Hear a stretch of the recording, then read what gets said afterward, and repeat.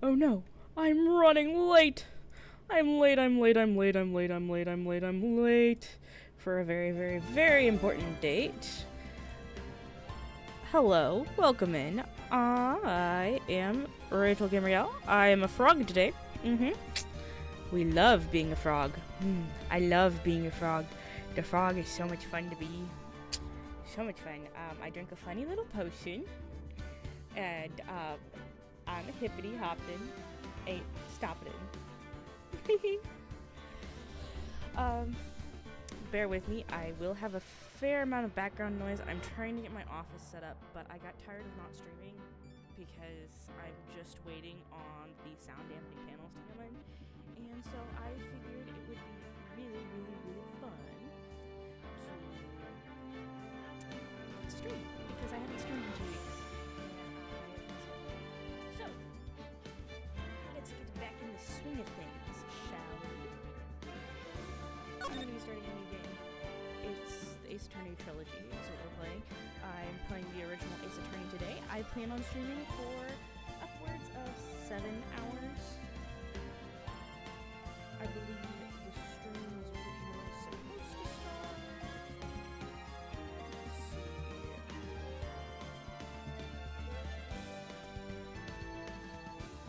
What did I post? 6:30. 30 minutes late. I'm sorry.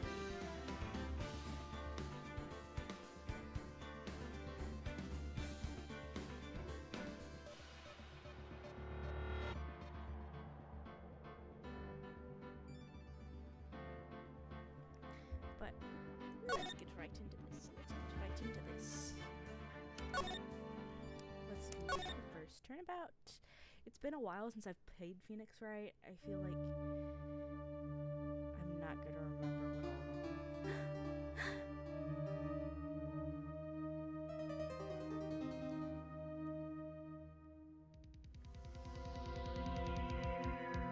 Damn it. Why me? I can't get caught. Not like this. I gotta find someone to pin this on. Someone like him. I'll make it look like he did it.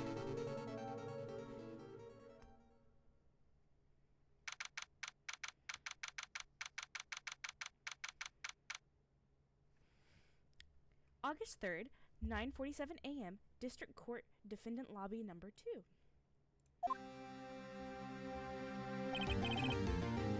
Boy, I'm nervous. Right!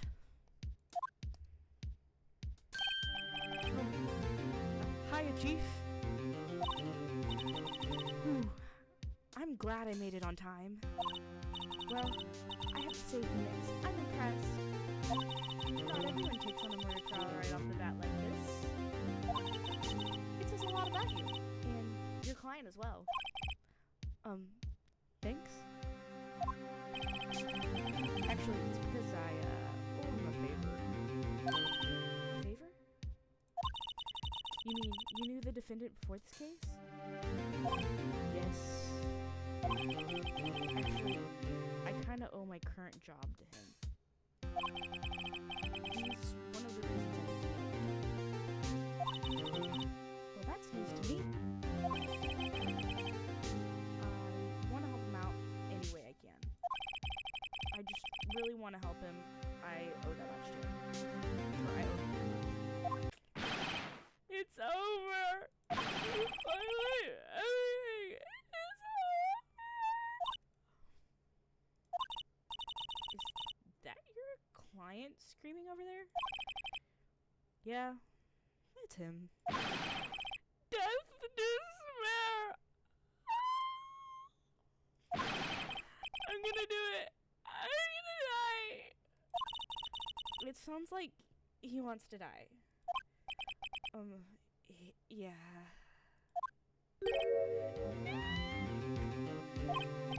Hey there, Larry.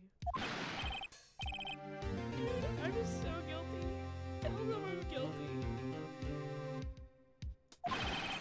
Give me the death sentence. I ain't afraid to die. What? What's wrong, Larry? Oh. It's over. I'm finished. I can't live without it. Who took her away from me, Nick? Who did this? Oh, Nick, can't tell me this, my baby Wright. The person responsible for your girlfriend's death? The newspapers say it was...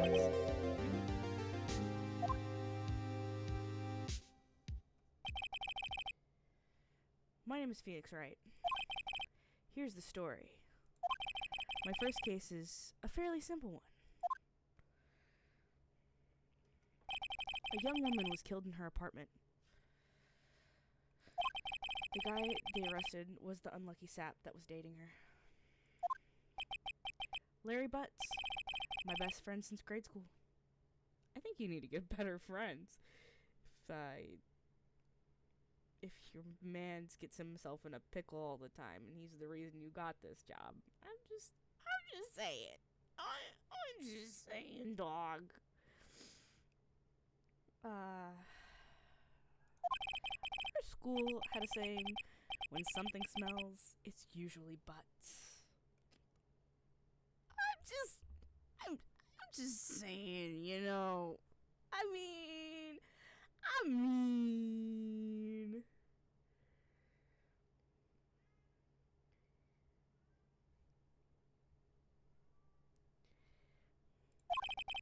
In 23 years I've known him, it's usually been true.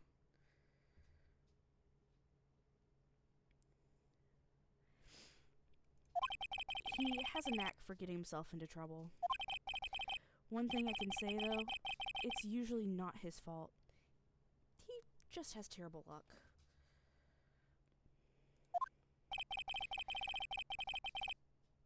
But I know better than anyone that he's a good guy at heart.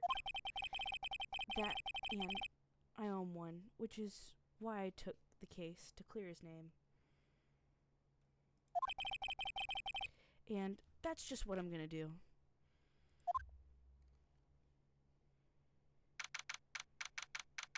August 3rd, 10 a.m., District Courtroom number 2.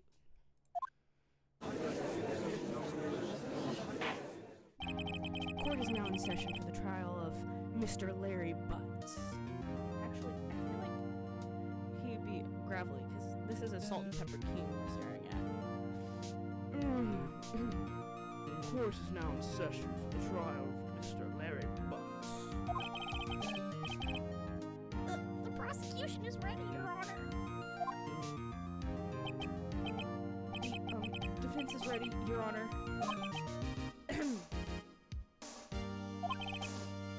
Mr. Wright, this is your first trial, is it not? Yes, Your Honor. I'm a little nervous. Your conduct during this trial will decide the fate of your client. Murder is a serious charge. For your client's sake, I hope you control your nerves. Thank you, Your Honor. Mr. Wright, given the circumstances, I think we should have a test to ascertain your readiness. Yes, Your Honor.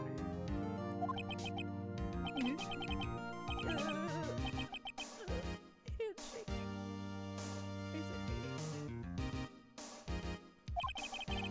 The test will consist of a few simple questions. Answer them clearly and concisely. Please state the name of the defendant in this case. Larry Butts. The defendant? Well, that's Larry Butts, Your Honor. Correct. Just keep your wits about you, and you'll do fine. Next question. This is a murder trial. Tell me, what's the victim's name? Phew! I'm glad I read the case report over. I'm glad I read the case report covered to cover so many times. Wait. Uh-oh. No way. I forgot. I'm drawing a total blank here. Phoenix, are you absolutely sure you're up to this? You don't even know the victim's name? Oh, the victim. Of course, I know the victim's name. I just forgot, temporarily. I think I feel a migraine coming on. The victim's name is listed in the court record. Just press tab to check it at any time, okay? Remember to check it often. Do it for me, please. I'm begging. Mr. Wright, who's the victim in this case? It is Cindy Stone.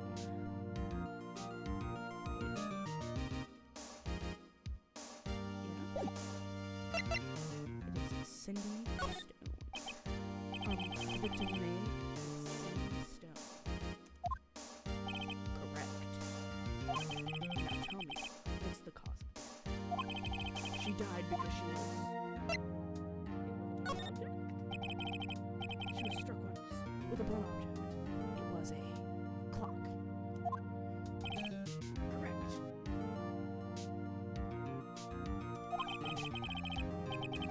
You answered all my questions. I see no reason why we shouldn't proceed. You seem much more relaxed, Mr. Wright. Good for you. Thank you. Don't feel relaxed. That's for sure. Well then. First, a question for the prosecution. Mr. Payne. Yes, Your Honor. As Mr. Wright told us, the victim was struck with a blunt object.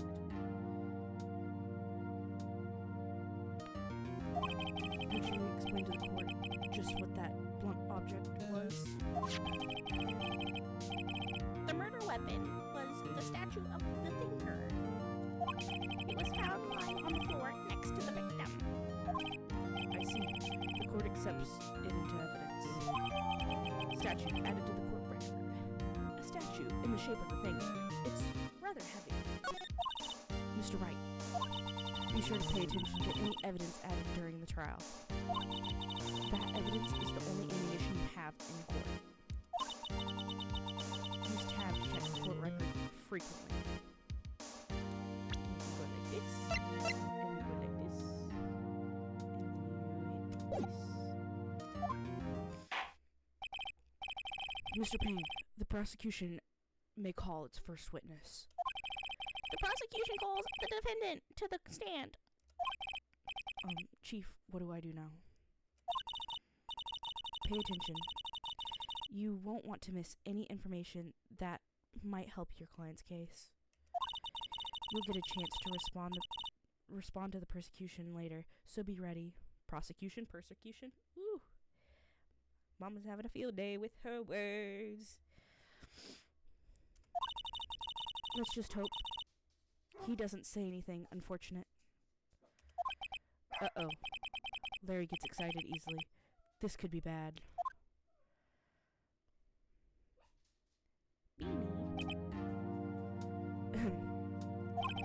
Mr. Butts, is it not true that the victim had recently dumped you?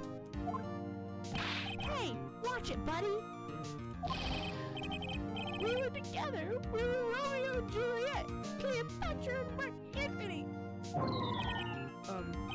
Didn't they all die? I wasn't dumped. She just wasn't taking my phone calls or seeing me ever. What's it to you anyway? Mr. Butts, what would you describe as generally what we mean by dumped? In fact, she had completely abandoned you and was seeing other men. She had just returned overseas with one of them the day before the murder.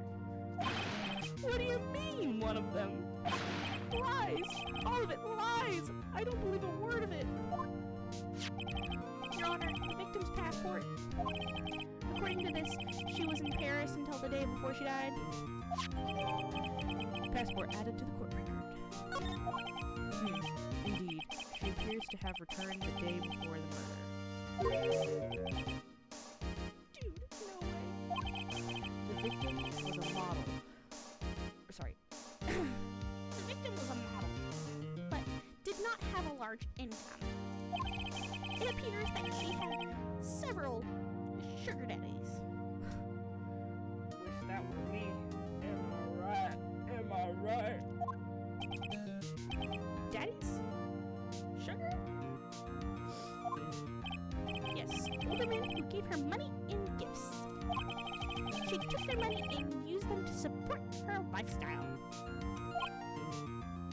Dude. We can clearly see what kind of woman this Miss Stone was. Tell me, Mr. Butts, what do you think of her now? Right. I don't think you want him to answer that question. Yeah, Larry has a way of running his mouth in all the wrong directions. Should I?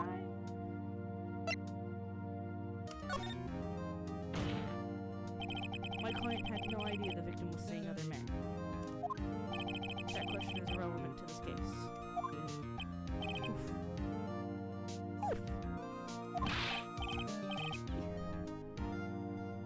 Dude, Nick, what do you mean irrelevant? That cheating she-dog. I'm gonna die. I'm just gonna drop dead.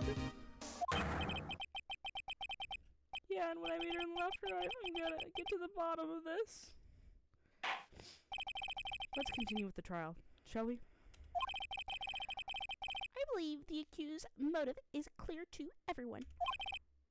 Yes, quite. Oh boy. Oh boy, this is not looking good. Enough does, sassafras. Next question. You went to the victim's apartment on the day of the murder, did you not?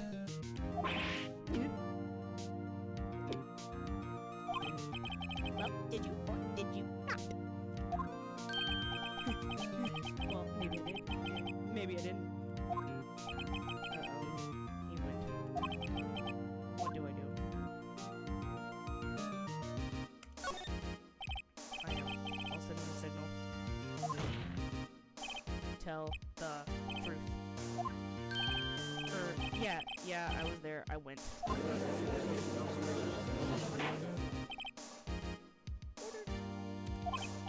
Well, Mr. Butts. Dude, chill. She wasn't home, man. So, like, I didn't see her. Your Honor, the defendant is lying. Lying? The prosecution would like to call a witness who can prove Mr. Butts is lying. Well, that simplifies matters. Who's your witness? The man who found the victim's body just before making the gruesome discovery. He saw the defendant fleeing the scene of the crime.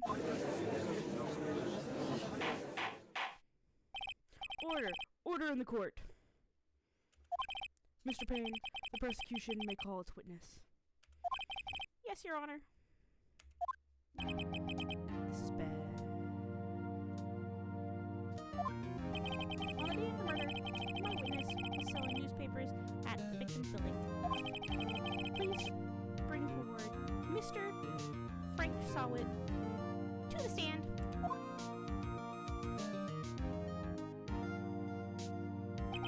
Mr. Sawit, you sell newspaper subscriptions. Is this correct? Oh, yes. Newspapers. Yes. Mr. Sawit. Mr. Sawit, you may proceed with your testimony. Please tell the court what you saw on the day of the murder.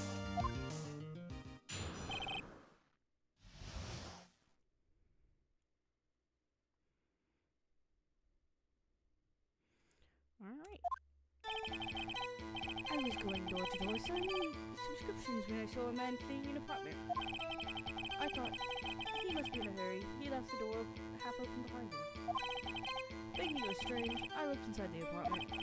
I then saw her lying there, a woman, not moving, dead. I dialed in fright and found myself unable to go inside, or I quailed in fright and found myself unable to go inside. I thought to call the police immediately. However, the phone in my apartment wasn't working. I went to a nearby park and found a public phone. I remember the time exactly. It was 1 p.m. The man who ran, without a doubt, was the defendant sitting right over there.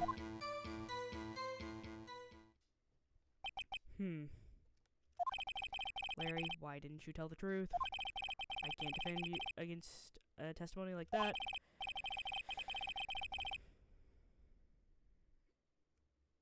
Incidentally, why wasn't the phone in the victim's apartment working? Your Honor, at the time of the murder, there was a blackout in the building. Oh, sorry. I need to do it in my high-pitched, creepy voice, because it's a high-pitched, creepy man. Your Honor, at the time of the murder, there was a blackout in the building. Aren't phones supposed to work during a blackout? Yes, Your Honor. However, some cordless phones do not function normally. The phone that Mr. Sawit used was one of those. Your Honor, I have a record of the blackout for your perusal. Blackout record added to the court record. Now, Mr. Wright. Yes, Your Honor. You may begin your cross-examination. Cross-examination, Your Honor? Alright, Wright. This is it. The real deal. You gotta get in there. You gotta get in there. I swear, Mary. What exactly am I supposed to do? Why, you're supposed to expose lies in the testimony the witness just gave. Lies? What? He was lying? Your client is innocent, right? Then that witness must have lied in his testimony. Or is your client really guilty? How do I prove he's not? You hold the key. It's in the evidence. Compare the witness testimony to the evidence at hand. There's bound to be a contradiction in there. First, find the contradictions between the court record and the witness's testimony. Then, once you found the contradicting evidence, present it and rub it in the witness's face. gonna get in there. I'm gonna snuff it out. I'm gonna be like, you liar, liar, liar, liar. Mamma mia, though. All right. Oh god. Please, please. Okay. Open the court record with tab, then point out the contradictions in the testimony. I do need to open the court. If I remember correctly, the blackout wasn't until later.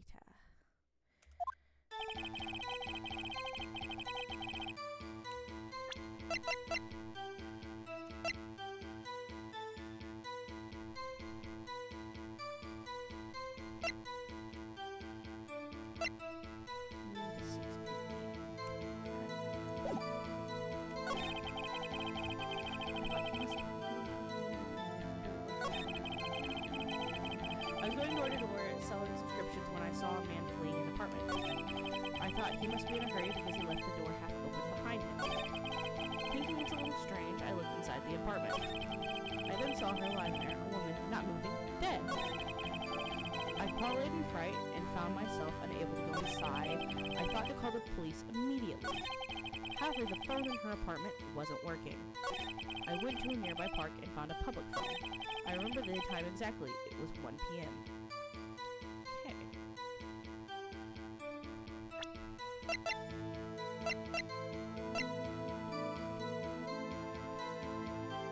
This is where we present this one.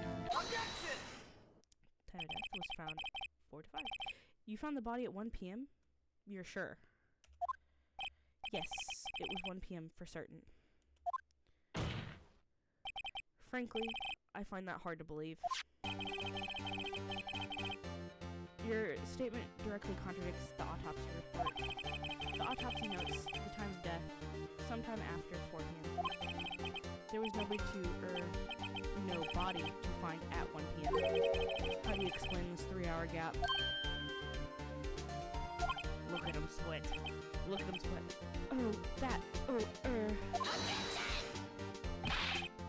This is trivial! The witness merely forgot the time! After his testimony, I find it hard to believe. Mr. Sawit, why were you so certain that you found the body at 1 p.m.?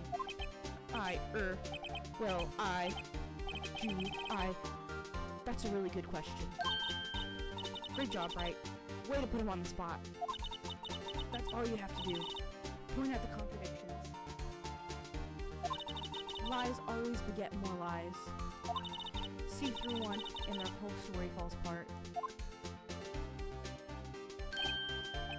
Wait, I remember now.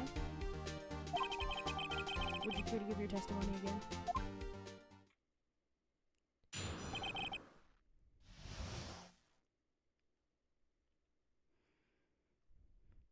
The time of discovery.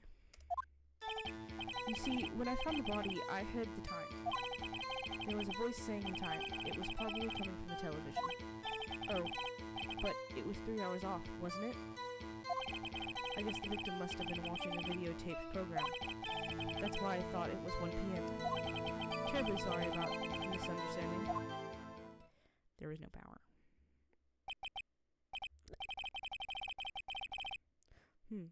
I see. You heard a voice saying the time on a tape program.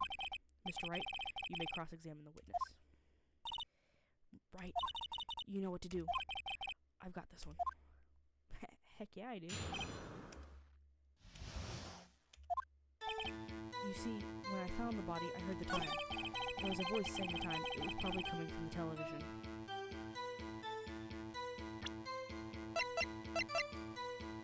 Objection! Hold it right there.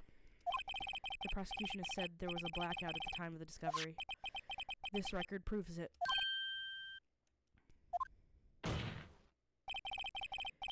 You couldn't have heard the television or a video. Gah!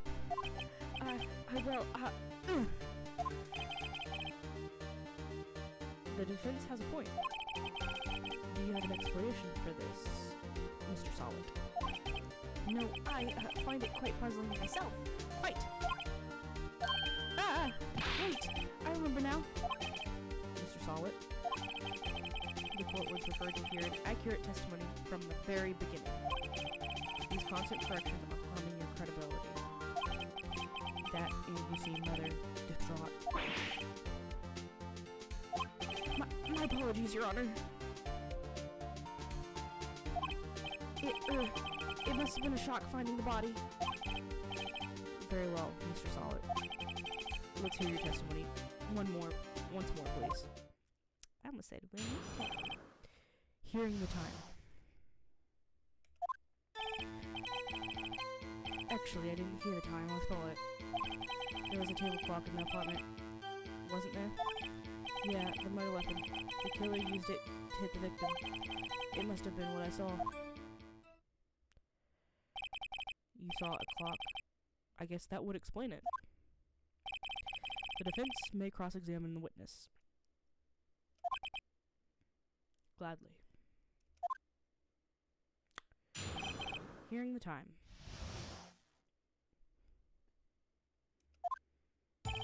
Actually, I didn't hear the time. I saw it. There was a table clock in the apartment, wasn't there? Yeah, it was. Yeah, the murder weapon the killer used to kill the victim.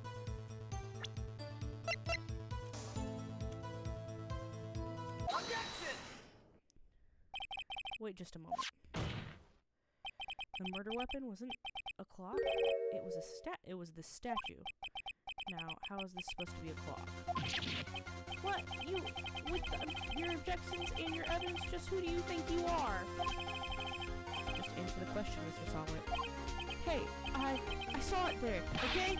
That's the clock. Your Honor, if I may. Yes, Mr. Payne? As the witness stated, the statue is indeed a clock. The neck is a switch. You just have to tilt it and it says the time out loud.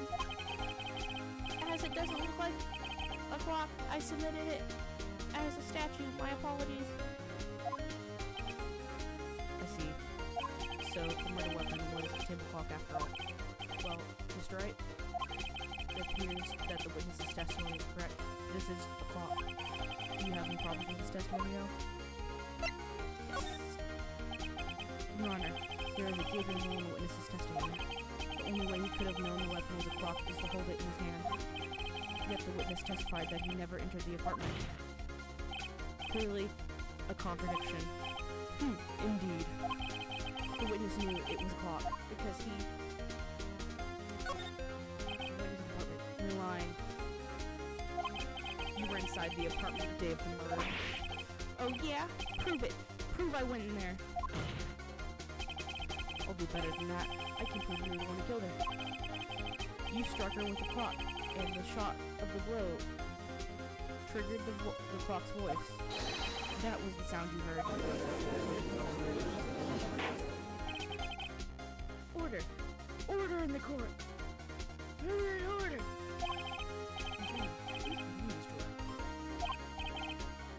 Yes, Your Honor. Mr. Solid. The sound must have left quite an impression on you. Understandable. Since the murder weapon spoke just as you hit the victim, that voice was burned into your mind. That's why you were so certain about the time. What's the meaning of this? This is all baseless conjecture. Baseless? Just look at the witness's face. Would the witness care to elaborate? Did you strike the victim with the clock? That day, I never looked, the clock, I heard, no, I mean, I saw,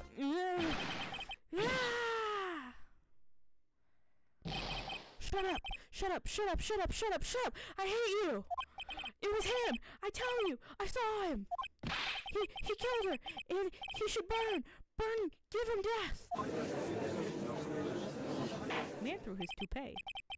Order! Order in the court, I say. Your Honor, a moment, please. There isn't a shred of evidence supporting the defense's claims. Mr. Wright. Your Honor? You claim the sound that the witness heard came from the clock.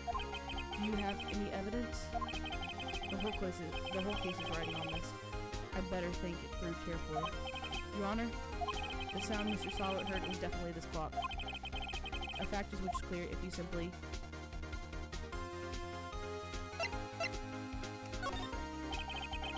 will sound the clock now, here in this court. Your Honor, may I have the clock? I ask the court to listen very carefully.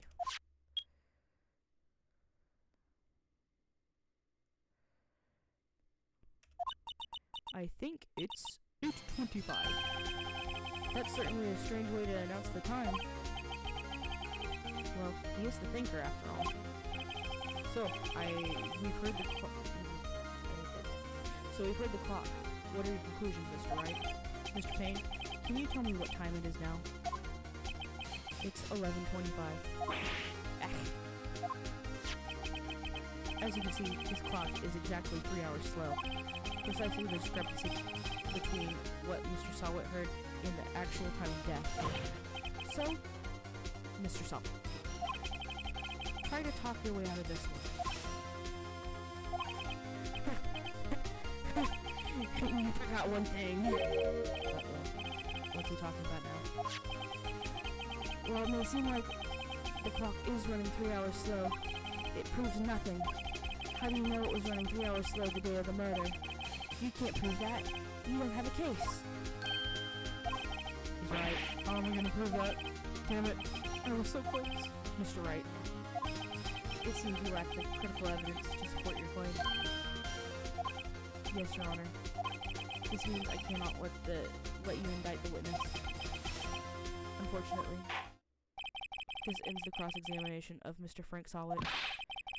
I come all the way down here to testify, and look what happens. You treat me like a criminal. A criminal! You lawyers all slime. I almost had him. Sorry, Larry. I failed you.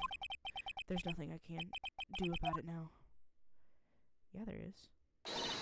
Not so fast, Mr. Solid. Oh, mommy. Oh.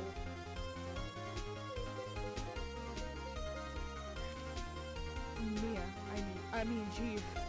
I mean, Mommy, I mean, hi, I mean, hello, woman. Listen up, Mr. Wright. Don't throw this one away. Not like this. Think. But Chief, it's over. I can't prove the clock was slow the day of the murder. Nobody can prove it. Well, yes. But that doesn't mean you can't still win. Try thinking outside of the box. Don't waste time doubting facts. Assume the clock was 3 hours slow and think it through. Ask yourself, why was the clock 3 hours slow? Figure out the real reason. And you'll have the proof. Right? Right?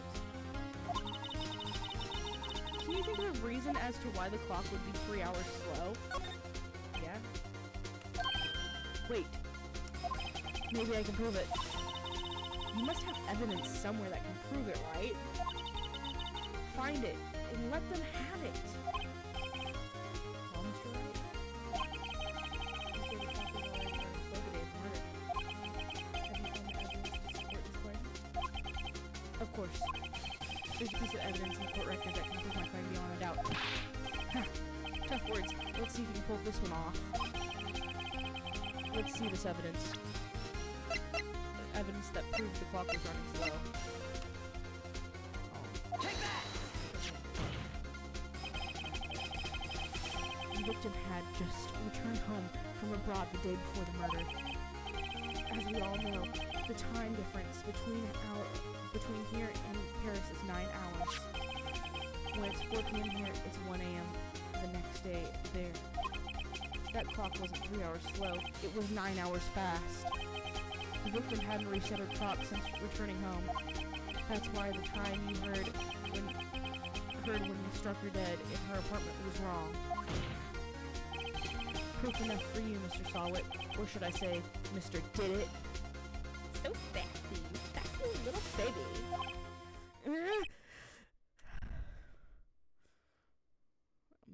He was foaming at the mouth! Mama Mia.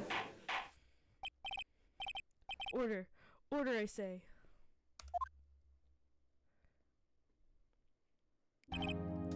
Well, this case certainly has turned out differently than we all expected. Mr. Payne, your witness, he was arrested and had been taken away, Your Honor. Very well. Mr. Wright? Yes, Your Honor? I have to say, I'm impressed. I don't think I've ever seen someone complete a defense so quickly and find the true culprit at the same time. Thank you, Your Honor. At this point, this is only a formality, but this court finds the defendant, Mr. Larry Butts, not guilty. Let's go!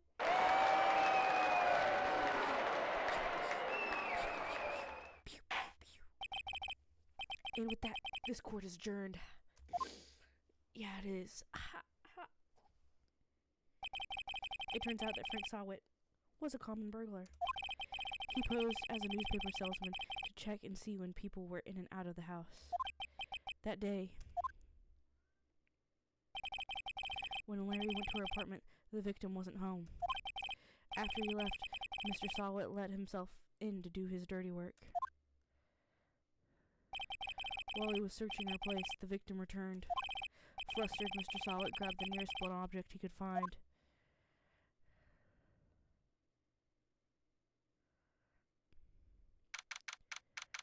August 3rd, 2:32 p.m. District Court, Defendant Lobby Number 2. Whew! I still can't believe we won. Mr. Wright, good job in there. Congratulations. Thanks, Chief. I owe it all to you. Not at all. Not at all. You fought your own battles in there. It's been a while since I've seen a trial end on such a satisfying note. I've never seen a chief looking this happy. If she's this glad, I imagine how Larry must feel. My life is over! Larry, you're supposed to be happy. What's wrong now? Oh, Nick! Don't worry about me. I'll be dead and gone soon. Good. Wait. No. I mean, bad. Bad, bad, bad. Larry, you're innocent. The case is closed. But my Cindy Woody's gone, man. She's gone forever. Larry, she was... never mind.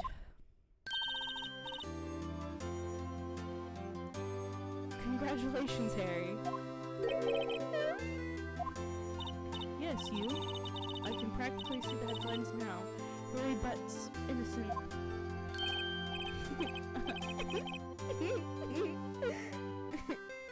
Thanks. I really owe you one. I won't forget this ever. Let's celebrate dinner, movie, my treat. Oh no, I couldn't. Hey, I was the one who got you off the hook.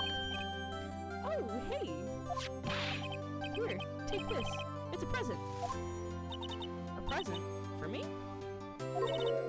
Wait, wasn't this the evidence that... Actually, I made this clock for her. I made one for her and one for me. Really? You made this? Well, thank you.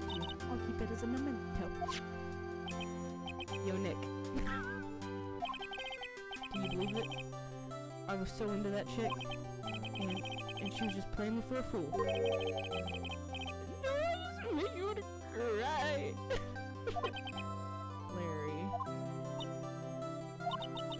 Are you so sure? Excuse me? I think she thought quite a lot of you in her own way. Not. You don't gotta sympathize with me. It's okay. Oh, I'm not just sympathizing. Really? Isn't that right, Wright? Don't you have something to show your friend? Something that proves how she felt about him? Huh? Oh, yeah, right. What the heck is she talking about?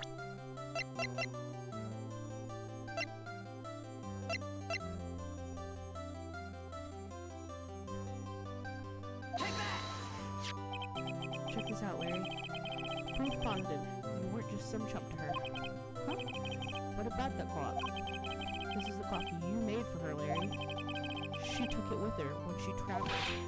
Whatever, she probably just needed a clock, that's all. You think so? It's a pretty heavy clock to take, or you think so? It's a pretty heavy clock to take traveling. Well, make what you will of it. Hey Nick, I'm glad I asked you to be my lawyer. Really, I am. Hope that made him feel a little better. Dude, him flirting with Mamma Mia. Woo-wee! Right?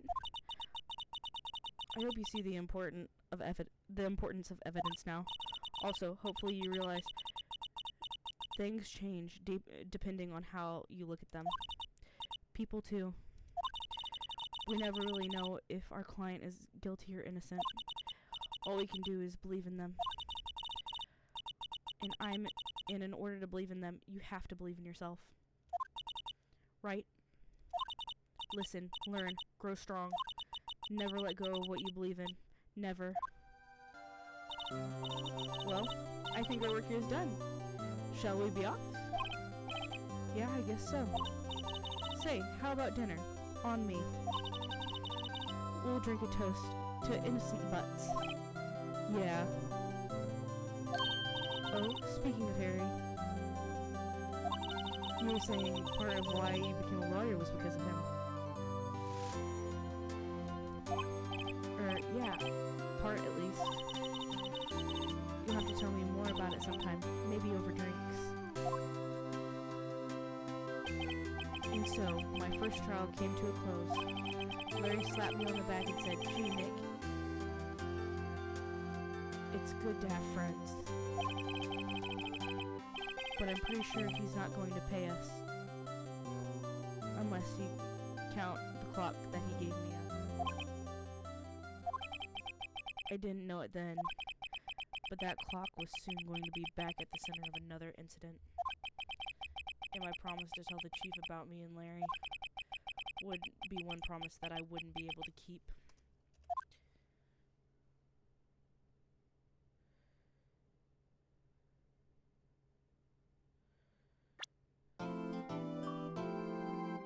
A brand new episode has been added.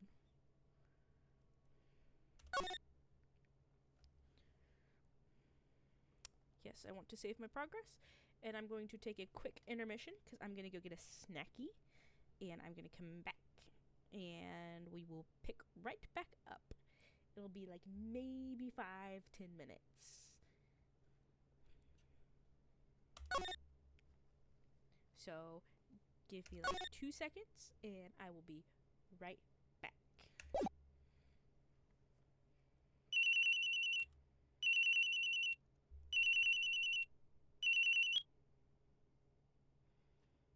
Alright, we'll hold here.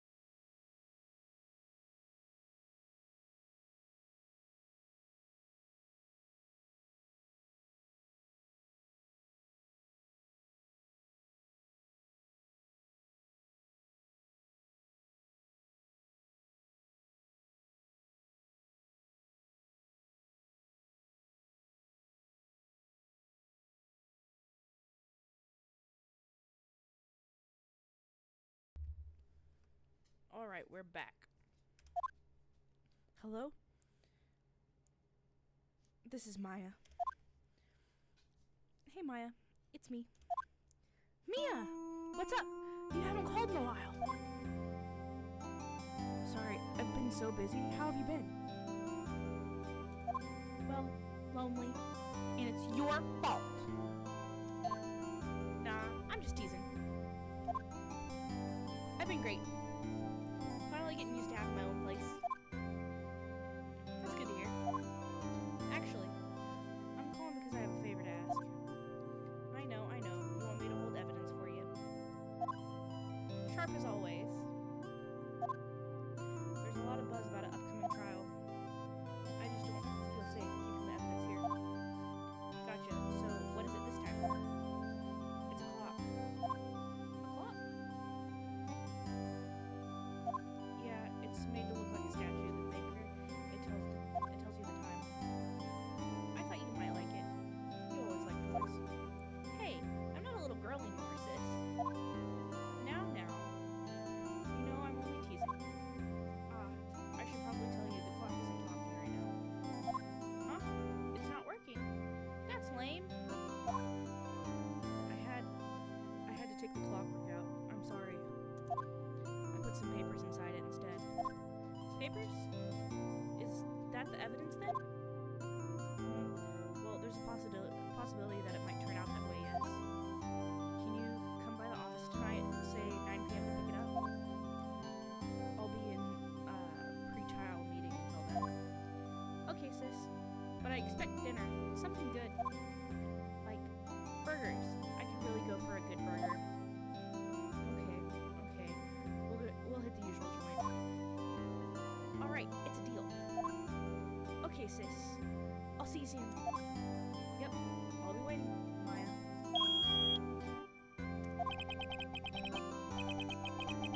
Conversation recorded. September 5th, 9:27 a.m.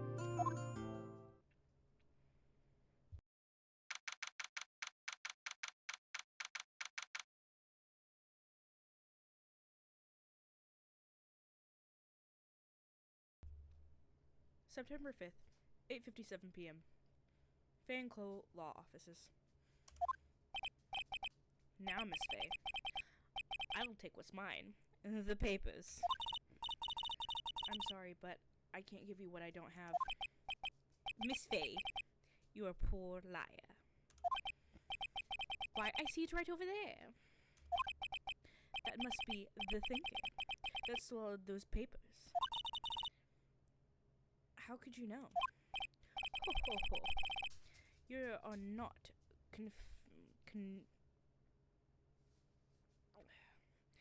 you are not coniferous of my background. Gathering information is my business, you see.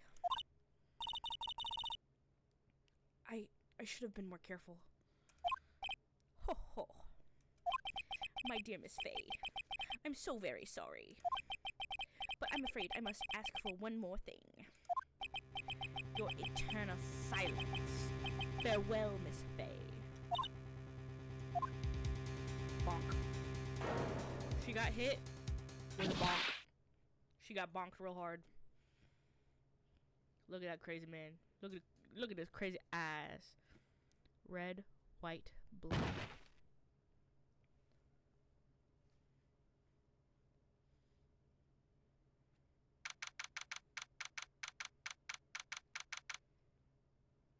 September 5th, 9:08 p.m. Faye & Chloe Law Offices. Uh-oh, I'm late. Huh, that's strange. Guess the chief left without me. She said her sister was coming over, so we should all go out for dinner. What's that smell? Blood? Mia, maybe she's in her office. Office.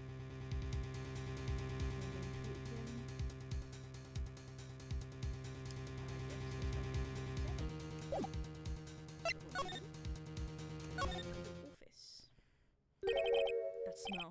Blood. Sob. Oh, I guess. Sis. Someone's there.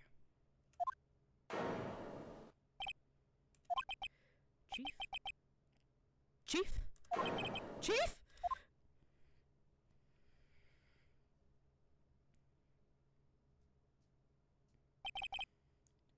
Who are you? The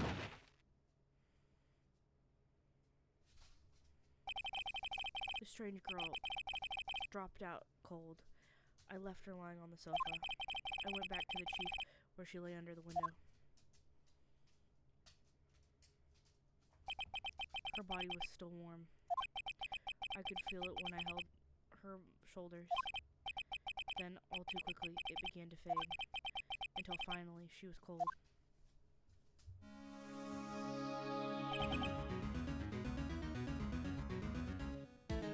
Chief.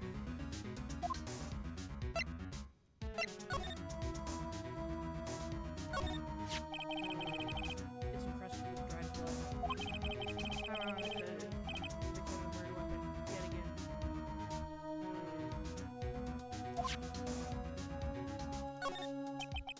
Chief. It's hard seeing you like this, but if there are any clues here. She was stuck, struck on the head with one object. She probably died instantly. Finger and minor instruments under the murder weapon. Finger added to the record.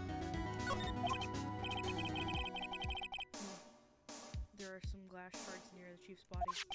It must be pieces of glass. Of the glass light skin, line broken in the back. Or in the back. Glass shards added to the court record. This paper. It must have fallen out of the envelope. What could it be?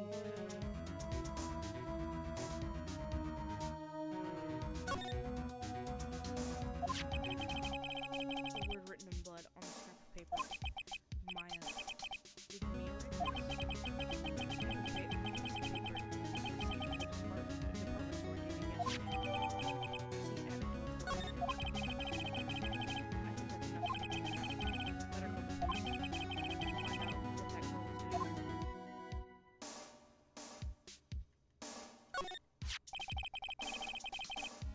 Some shards of glass were scattered on the floor. It seemed to be the remains of the glass lights.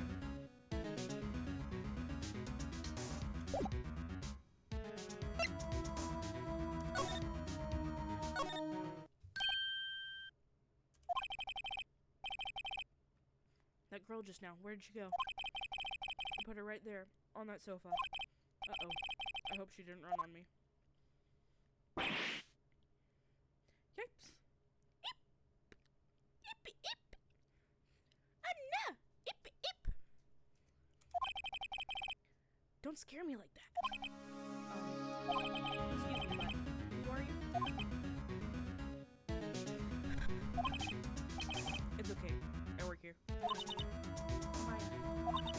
Maya Faye? Maya? So Mia was writing this girl's name. Maybe I should show her the receipt. I never thought there'd be evidence like this. I never thought there'd be a use for evidence like this outside of the room. She seems to be in shock. I don't want to disturb her, but I have to know. Excuse me. Can you tell me what happened? I came in, the room was dark. Sis. So she was already dead. So, you're the chief's sister. I'm her younger sister. And you were here visiting her this late at night? Yes, she said she wanted me to give some evidence for her. Evidence? Yes, it was that clock. It was the figure.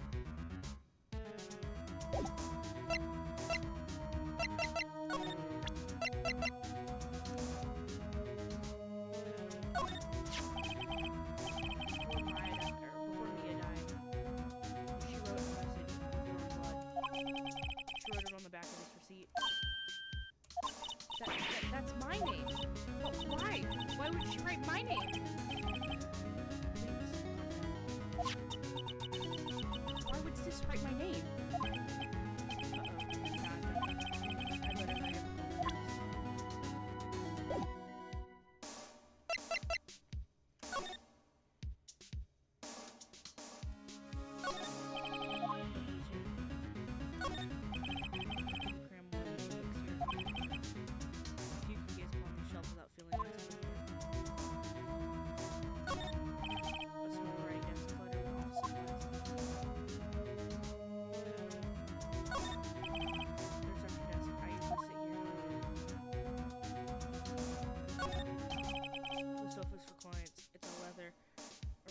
luxury mall. It's leather. A real luxury mall.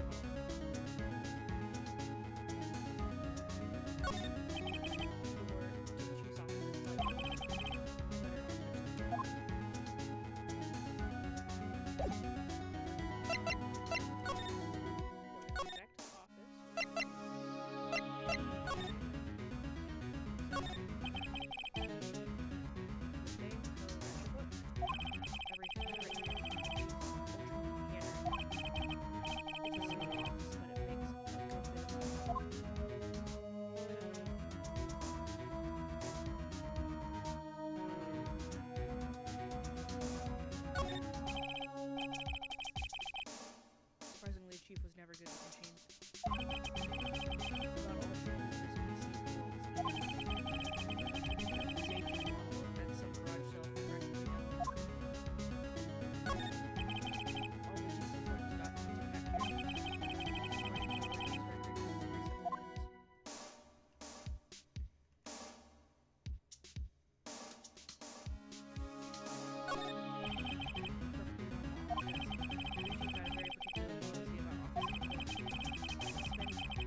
On the stuff clients use. Keep it simple. Keep your own stuff simple. Right. I better call the police. That's funny. A few of the screws on the receiver are missing. It looks like someone was halfway through taking it. Police! Please, come quickly. What was that? Someone screaming from the window. She's staring right at me.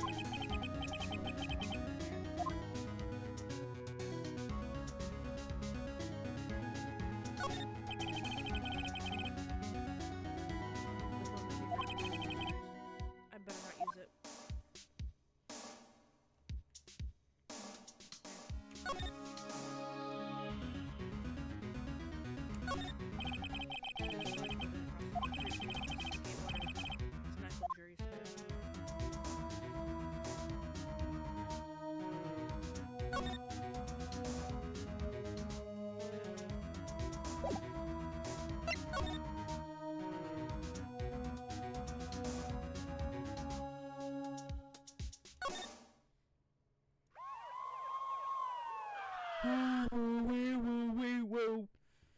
Whoa.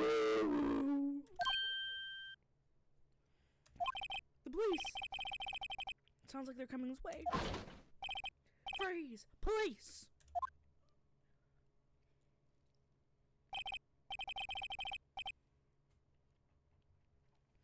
Alright, I'm Detective Dick Gumshoe. See? Gumshoe. What an odd name. We received a report from across the building across the way, you see. Got a person saying they saw a murder.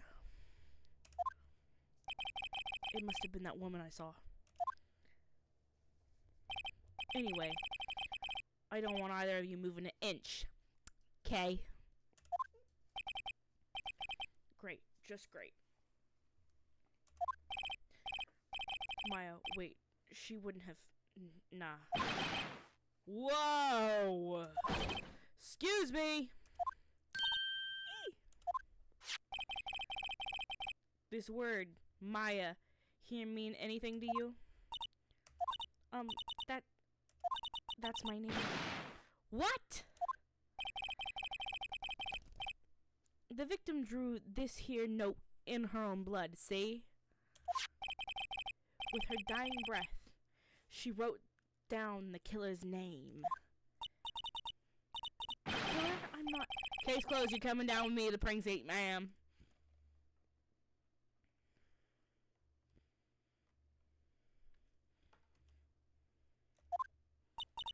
What?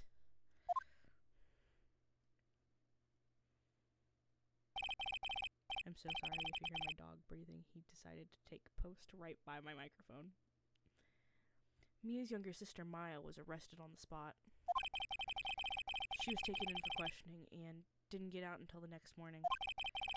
My eyes were heavy. I I couldn't sleep. I sat around waiting for visiting hours to begin at the detention center. I had to talk to Maya as soon as possible.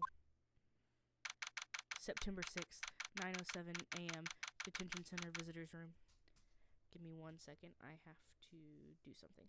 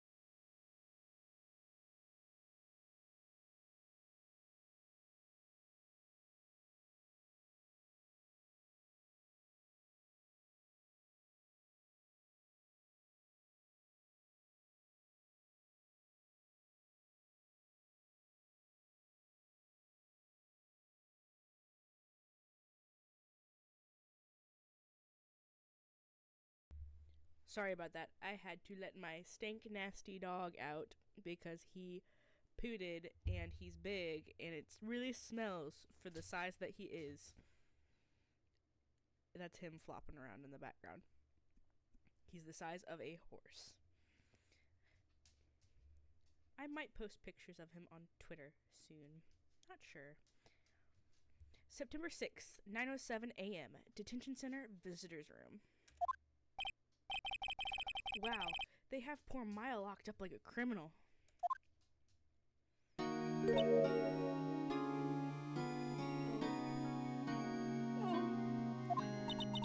It's you, the lawyer. Good morning. Good morning. She looks so tired. Are you going to be my attorney? Well, that's what I wanted to talk to you about.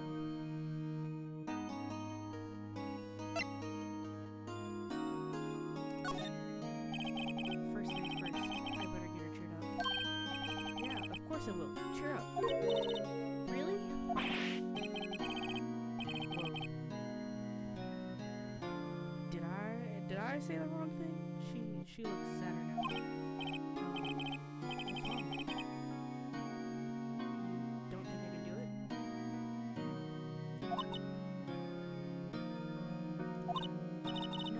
No one could. Who would believe me? Even you, when you found me in the office, you looked at me like I had done it. Did I look at her like that? No, I never thought. It's okay. I understand.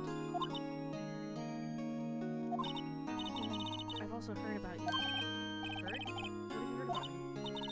I was talking to my sister on the phone the other day.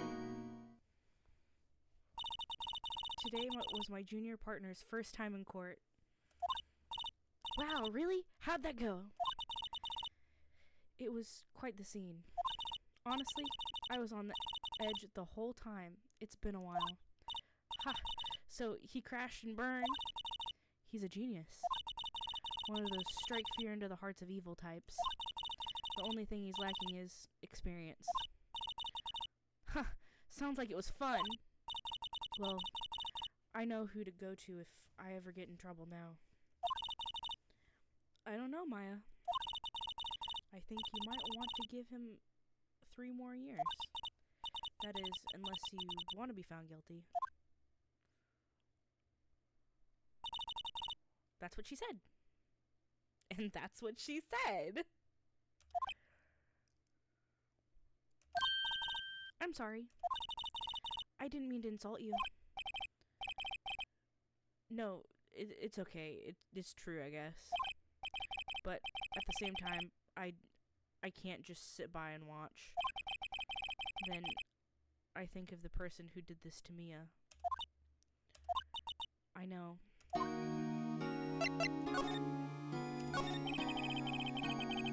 There's something I've been wanting to ask you. Yes? What's with that outfit? Oh, this? This is all acolytes wear. It's my uniform, you could say. Acolytes? Like people in religion training? That is it. What is it that you do? Oh, it's nothing strange, really. I'm a spirit medium in training. Spirit medium? I'm pretty sure that cool size is strange. Can you tell me about the day of the murder?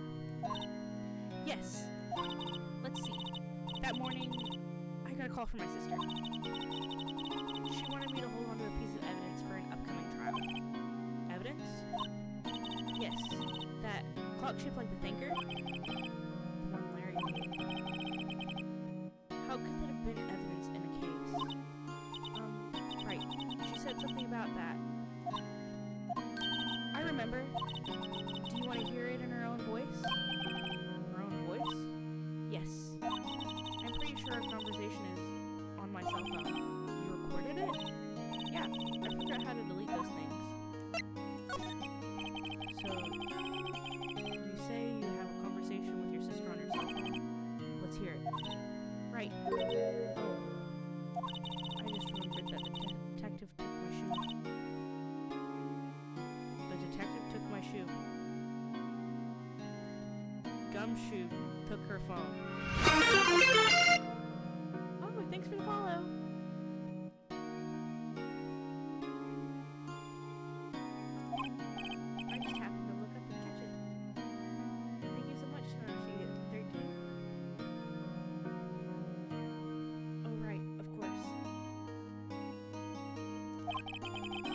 Next time I see Detective Gumshoe, I'll ask him for it. I'll write you a note so you don't forget, okay? Sure, thanks. Maya's memo added to the court record. Maya's memo. A conversation I had with my sister is recorded on my cell phone. So you're an acolyte, or a medium in training? That's right. The Fae family, especially the women, have always been very sensitive to the spirit world. Wait a second. You said the Fae family? So Me was into this stuff too. Of course. She left the mountain to follow her career, she said. Her powers were first class too. I had no idea. Wait. What? So, you're a real honest-to-goodness spirit medium with ESP and all that? Yes. In training. Well, can't you contact Mia's spirit then? We can just ask who killed her. I'm sorry. I'm still in training. I couldn't do something on that level. I thought you said that it would be easy. Something the matter? I was wondering, could I ask you a favor? This is the address for a famous lawyer. My sister gave me this a long time ago. She said if I was ever in trouble, I should call him. And, well, I'm in trouble. Do you think you could go ask him to represent me?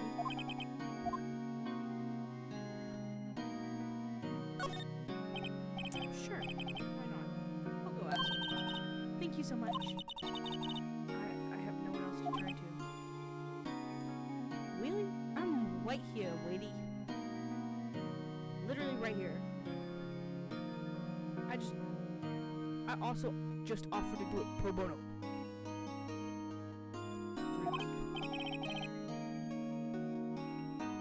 Say, what about your parents?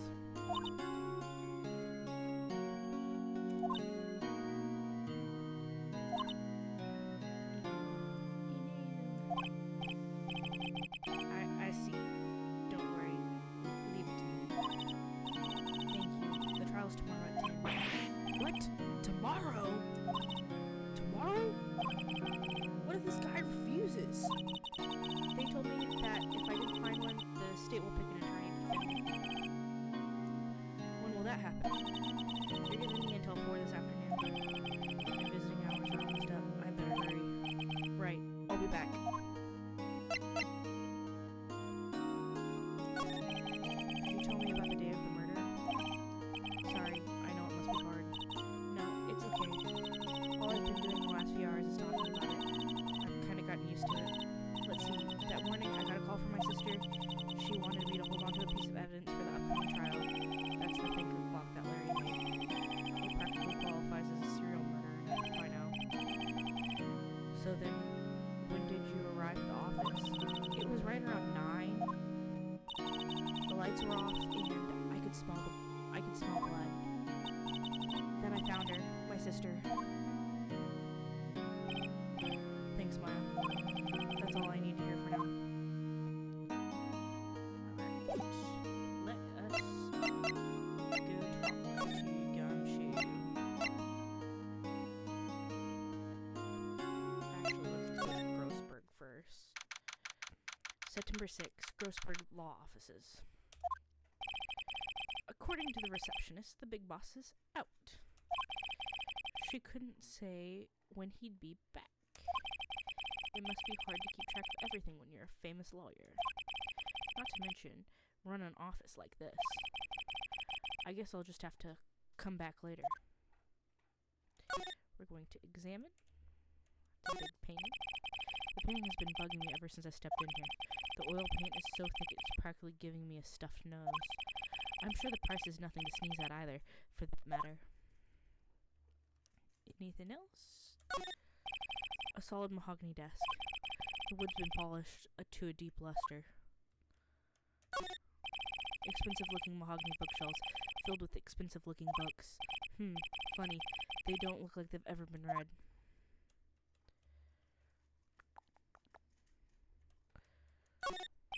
An expensive potted plant. No idea what kind of plant it is, but it's probably the most expensive one available. A table for clients. An elegant ebony case. If I'm not mistaken, that lighter's made of solid gold. Even I can tell someone here's got money to burn. Alright. So on that note, I think everything in here has been looked at. So we are going to move, and we're going to go to Faye & Co. Law Offices, and we're going to talk to Gumshoe. Fun fact, Gumshoe is another name for a detective. It was pretty popular around the 50s. Same with Dick. That's why his name is Dick Gumshoe. It's detective, detective, detective.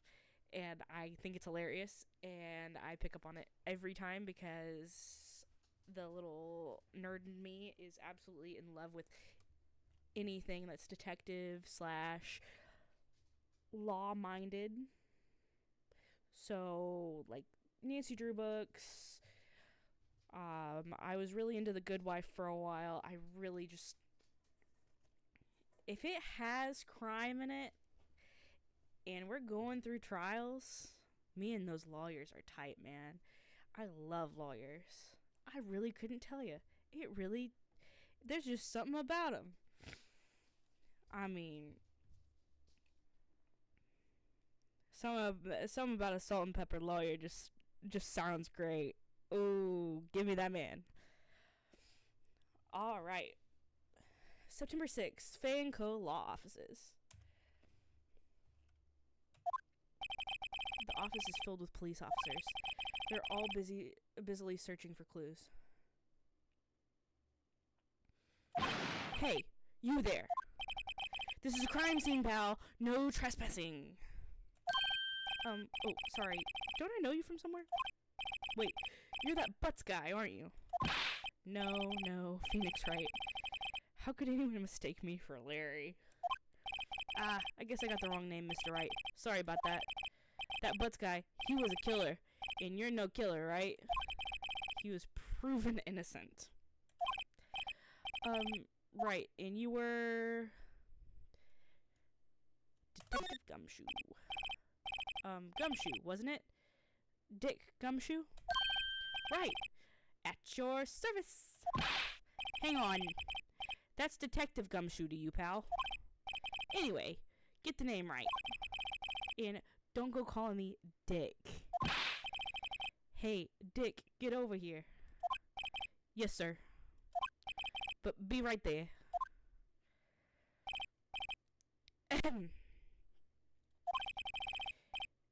You're her lawyer, right, pal? If you got business here, you better do it quick. Whew. He thinks I'm Maya's lawyer.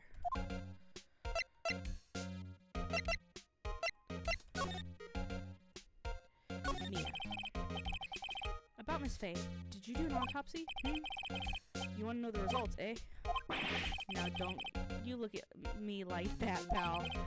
It's no use. She might have been your boss, but that doesn't mean you get any special treatment. Alright. You can see the report. That's all. Autopsy report was added to the court record.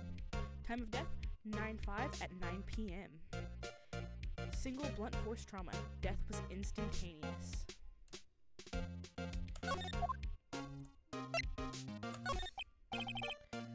Sorry, I'm typing my keyboard really hard. I promise you I'm not being that aggressive. About Maya. Yeah, I'm looking forward to the trial. Sorry, pal, but this is one trial you aren't going to win. Why do you say that? The city put Prosecutor Edgeworth on the prosecution. Edgeworth? I'm sure you know what that means, being a lawyer and all. Prosecutor Edgeworth. That's right, pal. Mr. Miles Edgeworth himself. Wait, you don't know him, don't you? I know him. He's a feared prosecutor. I keep saying persecution. I know that's not the right word. I know him. He's a feared prosecutor. He doesn't feel pain. He doesn't feel any remorse. He won't stop until he gets the guilty verdict. Aw, don't talk about him that way. You make him sound barely human. Still, I'm afraid this pretty much decides the case. So, Edgeworth is on this one. He hasn't lost a case since he became a prosecutor at the incredibly young age of 20. Of course there are rumors about back alley deals and forged evidence. All I know for sure is that Edgeworth hates crime with an almost abnormal passion. I never imagined to be facing him so soon.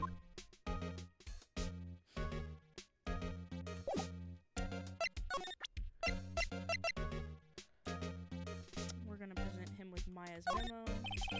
I was wondering, did you see Maya Faye's cell phone? Oh, I have that. Do you think he could give it back? Sure, I mean, wait a second now. Tricky lawyer. Uh-oh, he's on to me. Okay, I can't be straight with this guy, but what should I tell him? Something the matter? Oh, no, that carrying strap on the cell phone. This? It says, the Steel Samurai, warrior of Neo Old Tokyo. The Steel Samurai. That action hero on TV? Yeah, you see that strap as a collector's item? She was worried it might get lost if it went down to the precinct. That what she said? Yes. Okay, pal. I wrote down all the numbers she called anyway. Here you go. Seems you didn't notice the recorded conversations. Maya's cell phone received from Detective Gumshoe. Maya's cell phone holds a conversation between Chief and Maya. Check out the court record to hear the recorded conversation. I guess I've asked all the questions I needed to. Y'all done, Val? Yes, thank you. I'll be heading out now. Oh, wait. One more thing I wanted to mention to you. I don't suppose you're planning on talking to that witness? Anyway, you'd better not. No influencing the witness with your lawyerly ways, pal. Come to think of it, I'd completely forgotten about her. The witness? Yeah, Miss April May. June, July? September, October? Oh, I missed August in there. August, September? October, November? December, even? Crazy. I'm sorry about this. But I can't tell you anything about her. Well, you just told me her name, Miss May, huh? So, you've already sent her home already then?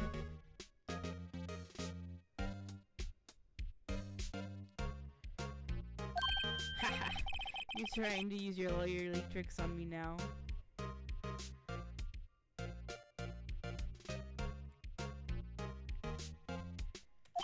And she's not to go outside a room until the trial.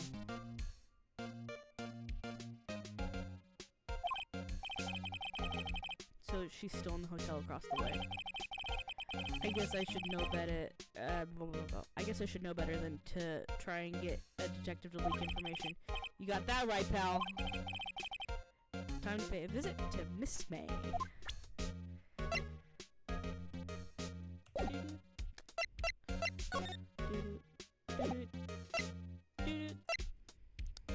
Alright, we're going to move. We're going to go to the Gatewater Hotel. September 6th, Gatewater Hotel, room 303. Well, hello there, handsome. Hi. Smooth, right? Real smooth. You're the lawyer, aren't you? The detective told me. He said, don't say nothing, that lawyer, pal. And what itself, thank Detective Gumshoe for making my job harder.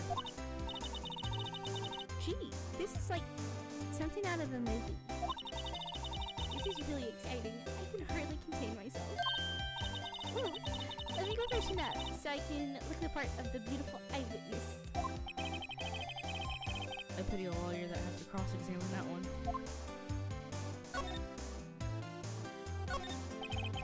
There's a screwdriver stuck in this drawer. I wonder what's inside. Let's take a look. Hey! Hey! What are you doing? No touching. Oh, bad boy. You really shouldn't pry around other people's rooms now. You wouldn't want to make me upset, would you? Upset? I thought she was going to explode for a second there. I wonder what could be inside that drawer. The late summer sunlight streams through the window. There's a fitting to a law office building, of course. You can see inside of the room pretty clearly from here. I think it would be a little difficult to recognize the face from this distance, so...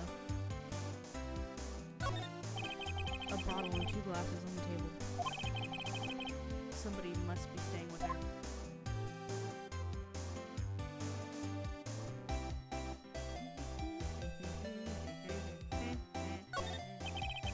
Flowers are fake, as expected.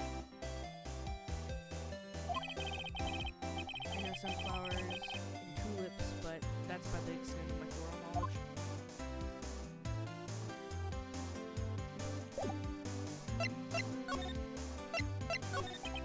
Do you think you could tell me something? I need you to describe what you observed at the time of the incident. Oh, observed? Incident? You sound just like a lawyer in the movies. And I like a man with a very big vocabulary. You're better on Earth. You know the thing that occurred, happened the other day? The bad thing? What did you see? When it happened? I don't suppose you could tell me about it, pretty please? Let me see. Well, dream on. If you want to know, you'll have to come to court tomorrow. If you want to know, you'll have to come to court tomorrow, Mr. Lawyer. Oh boy. I imagine she sounds like Fran Fine from The Nanny. Just the... Mr. Sheffield, you naughty boy. like, you know, that nasally, like... That's what I'm trying to imitate here. Could you just... Who exactly are you? Oh, Mr. Lawyer, you're hitting on me? No, hey. I'm just doing my job here. You should know, you're cute when you blush. Believe me, this is the first time in my life I've blushed this much.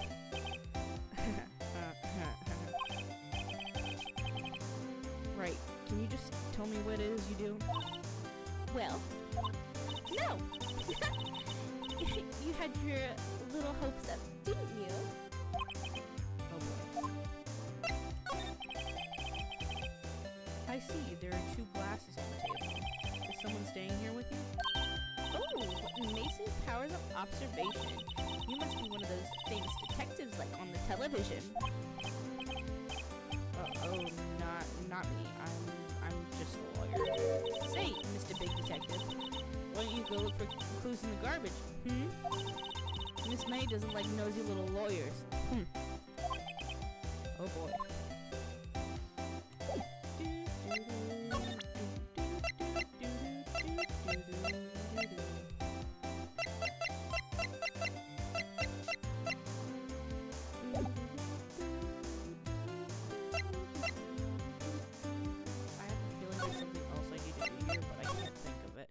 So we're gonna go back to Mr. Grossberg's office. Mr. Grossberg is out. Well, maybe I should just wait for him to come back.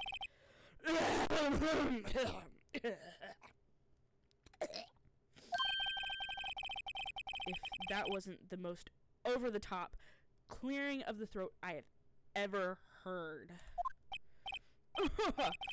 So you're the one they say has been looking for me.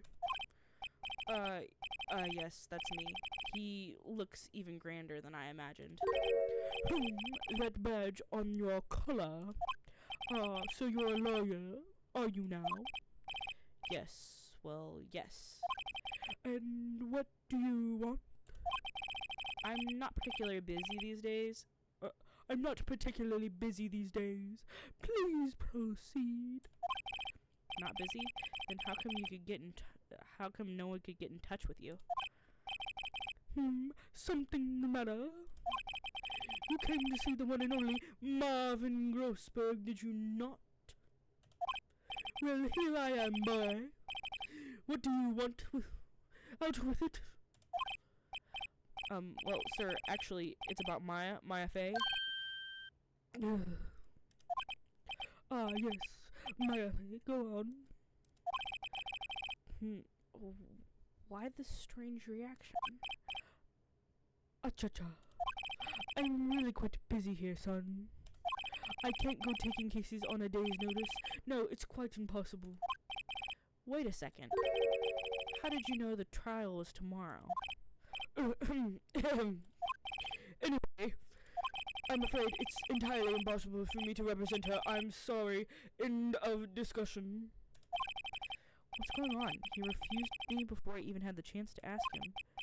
What do I tell Maya? How can you just refuse like that? Please tell me why you won't take the case. Well, you see, it's just, I'm busy, you see? But the client is Mia's sister. Mia trusted you. She knew her sister would be in good hands. Yes, of course, I knew that. However, I'm sorry, but I must refuse. I'm sorry, goodbye. Creep. Fine. I don't have the time to argue with you anyway. I'll go look elsewhere. I think not. Did you just say something? I think not, I said. What do you mean?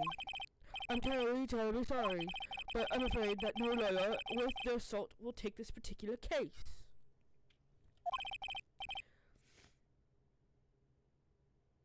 Terribly sorry, my boy. Why? I cannot say. I beg your pardon, but could you leave now? I've nothing more to discuss with you. What's going on here? How did you know Mia Fey? She worked here a long time ago. Quite the apprentice, that one.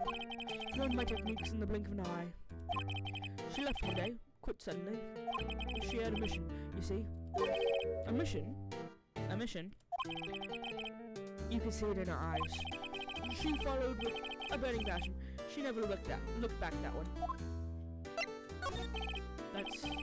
That's quite a painting. Aha! So you noticed! My pride and joy. Impressive, isn't it? Well, isn't it? The colour of the sky, the hue of the sea, the wave of the straw hat. It's worth at least 3 million. I have no intention of parting with it, of course. No, I won't sell it. Not even to you. I wasn't interested. It's not for sale. I'm not buying it. Jeez. Jesus.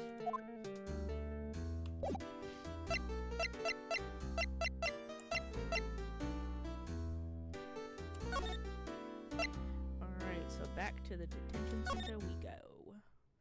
Back to the detention center we go. Yeehaw! September 6th, 3:42 p.m. Detention center, visitors room. Hiya. Oh, you're back. Did you find the lawyer? Well, what do I tell her? Well, see, just be honest.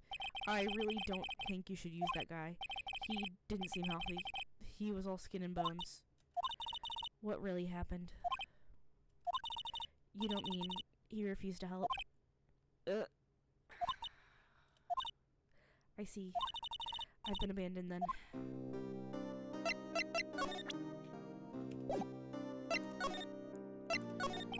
What about your family? I only had my sister. My father died when I was very young, and I don't know where my mother is. Don't know. She could still be alive. Luma and my family have been mediums for generations. They say a lot of spiritual power runs in our blood. About 15 years ago, our family was involved in an incident. There was a man, and he he ruined our mother's life. Ruined? After that, she disappeared. Several years after that, my sister announced she would become a lawyer, and she left the mountain. So, you live by yourself? Yes, I've gotten used to it. Also, I had to become independent, or I would lose my powers. I feel bad for her, all by herself, up on that mountain. So, who is this man who, ruined your mother? About 15 years ago, there was a unusual murder case. It made quite a stir. Everyone was talking about it, apparently. The police were running out of leads, and they were getting desperate. Wait, they didn't use a spirit medium, did they? The police convinced my mother to try and contact the victim. Wow, so what happened? The case was solved, we thought. You thought? The man my mother helped the police capture was innocent. The police consultation with the medium had all been carried out in secret, of course, but a man found out about it and leaked it to the press. He told all the papers that my mother was a fraud, and the media jumped on it big time. She, my mother, became nothing but a laughingstock of the nation. I see.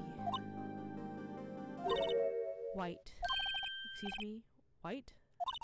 That was his name. My sister told me. White. Just a little longer now, before the state-appointed lawyer comes, I guess. 4 p.m. Time's up. What should I do? Do I just leave her and go home? I made up my mind. I'm going to defend you whether you want me to or not. Why? Why? Well,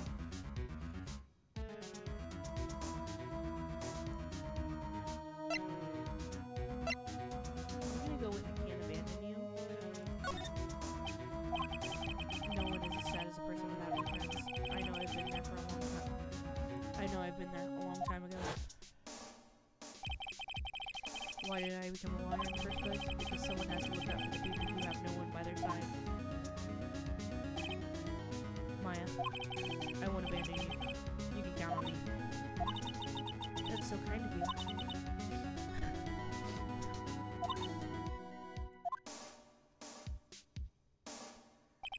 Well, let's fight this one and get you out of here.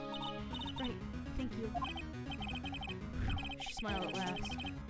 She looks like an entirely different person. One last question. You are innocent, right? Yes! And I trust you. So, you trust me, too, okay? It's a deal. So what next? There's something that's been bugging me. Just what was inside that strange woman's drawer? When I tried to look in the drawer, she got all defensive. There has to be something in there. So I think that's the way of it telling me that I need to go back to the hotel, but I want to present the cell phone to Maya first. That way we can see her reaction. Hey, I got your cell phone back. Oh, say, can I listen to my sister's voice? Maya's eyes closed. She listened to every word with such intensity. Before long, tears began to roll down her cheeks. Thank you.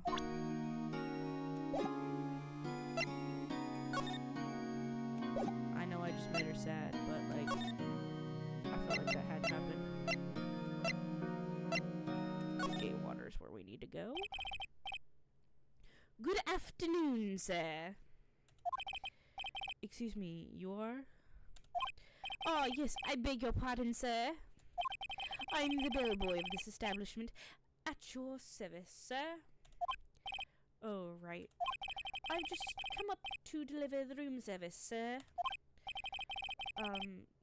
Do you know where Miss May might be? I believe our guest, Miss May, is currently using the, facilities, as they say. If you've no need of anything, I will be taking my leave. Please, stay as long as you like. Enjoy. Yeah. Wait, no, hey. Why does it seem like every time I come here, I end up embarrassing myself? Wait, now's my chance to snoop around a bit. Ah, I almost forgot. Ah, you came back quick. Might I ask you to inform Miss May that there is a message for her? Please tell her that Mr. White of Blue Corp phoned. Oh, right, sure. Mr. White of Blue Corp? Where have I heard that name? White. That was his name. My sister told me. White was the name of the guy who ruined Mia and Maya's mother. Could it be coincidence? There's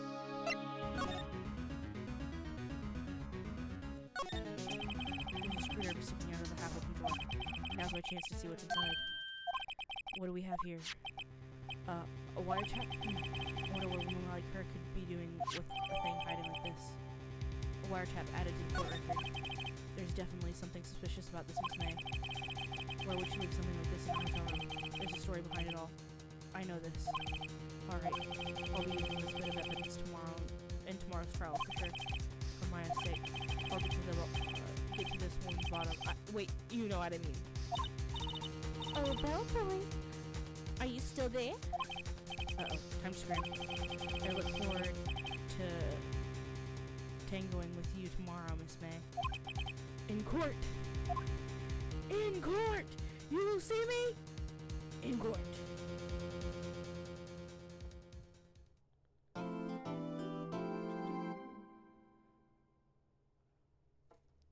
Yes, I would like to save my progress. We are at number 2. We are at day 2 of the trial. September 7th, 10 a.m., District Court, Courtroom number 1. Court is now in session for the trial of Miss Maya Fay. The prosecution is ready, Your Honor. The defense is ready, Your Honor. Miles Edgeworth. I'd better not show any signs of weakness, or he'll be on me in an instant. Mr. Edgeworth, please give your opening statement. Thank you, Your Honor. The defendant, Miss Maya Fay, was at the scene of the crime. The prosecution has evidence she committed this murder. We have a witness who saw her do it. The prosecution sees no reason to doubt the facts of this case, Your Honor. I see. Thank you, Mr. Edgeworth. Let's begin now. If we may, call our first witness, Your Honor. The prosecution calls the chief officer at the scene, Detective Gumshoe. Witness, please state your name and profession to the court. Sir, my name is Dick Gumshoe, sir. I'm the detective in charge of homicides down at the precinct, sir. Detective Gumshoe, please describe for us the details of this murder. Very well, sir. Let me use the floor map of the office to explain. The body was found here, by this here window, sir. And the cause of death? Loss of blood due to being struck with a blunt object, sir. The murder weapon was a statue of the thing they found next to the body, sir. It was heavy enough to be a deadly weapon, even in the girl's hands, sir. The court accepts the statue as evidence. They're still calling it a statue. Floor plans added to the court record. Now, detective. Yes, sir. You immediately arrested Miss Maya Fay, who was found at the scene of the crime, correct? Can you tell me why? Yes, sir. I had hard evidence she did it, sir. Detective Gumshoe, please testify to the court about this hard evidence.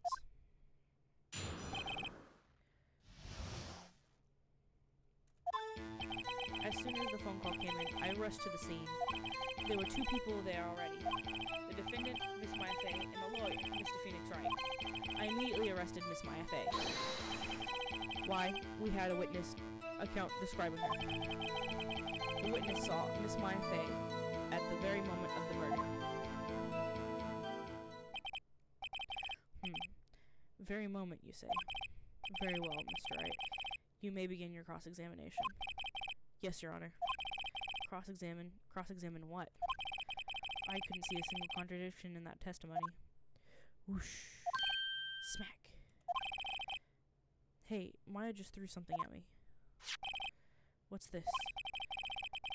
When my sister couldn't find any contradictions in a witness testimony, she would bluff and press the witness on every detail. The witness always slips up and says something wrong. It worked lots of times. I should have expected Maya would know some of her sister's tricks. Alright, let's give this a try. Something the matter? No, Your Honor. I'd like to begin my cross-examination. Maya phase rest. Alright. As soon as the phone call came in, I rushed to the scene. There were 2 people there already. The defendant, Miss Maya Fey, and the lawyer, Mr. Felix Wright. I immediately arrested Miss Maya Fey. Why? We had a witness account describing her. The witness saw Miss Maya Fey at the moment of the murder.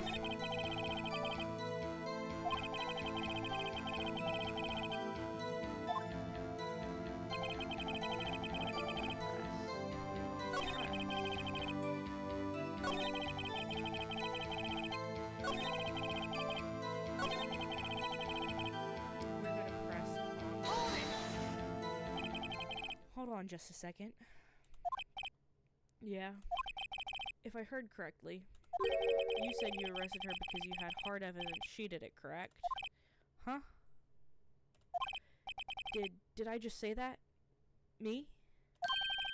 I heard you say it. You did. You said it. Exactly. What about this suspicious woman in pink's claim was hard evidence? What? Miss May isn't suspicious. She sure isn't pink, pal. Well, I guess she is pink. That's enough, Detective Gumshoe. Do you have any more solid proof other than her claims, Detective? I guess pressing does have it can have its advantages. Yes. Gah. Sorry, I got the order of things mixed up in my testimony, Your Honor, sir. There was something I should have told you about first, Your Honor. Very well, Detective. Let's hear your testimony again.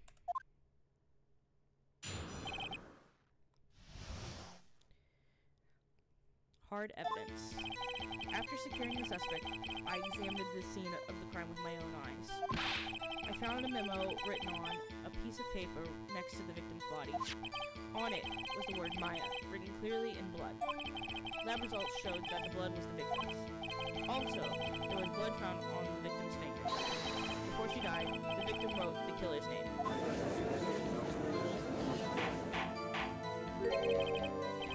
How'd you like that? That's my hard evidence.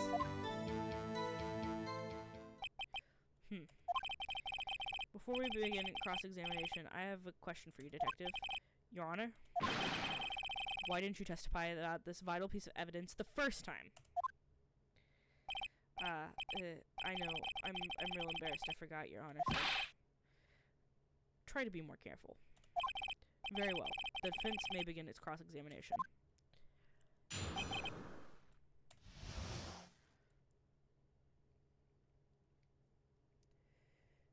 The trials, they be trialin', Nanashi. They really do. The trials, they're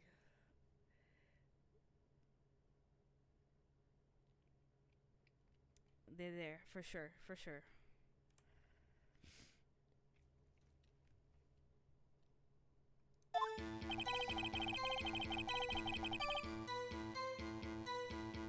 After securing the suspect, I examined the scene of the crime with my own eyes.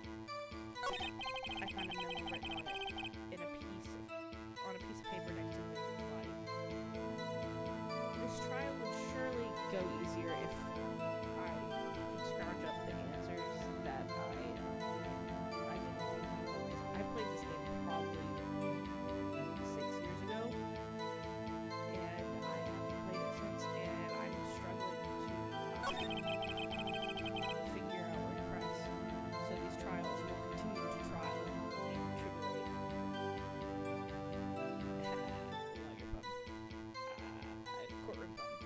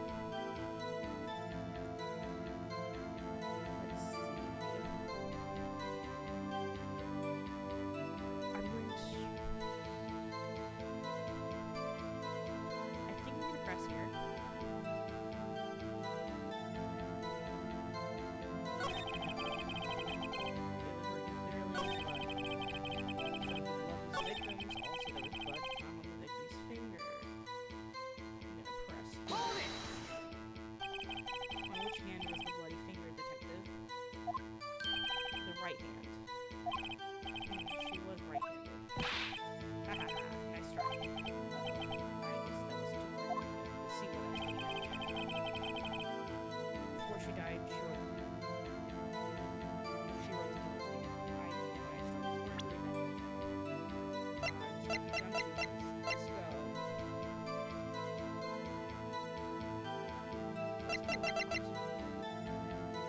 Death was instantaneous. She couldn't have written it before she died. Death was instantaneous. Okay, okay, that makes more sense. Objection! Detective Gumshoe.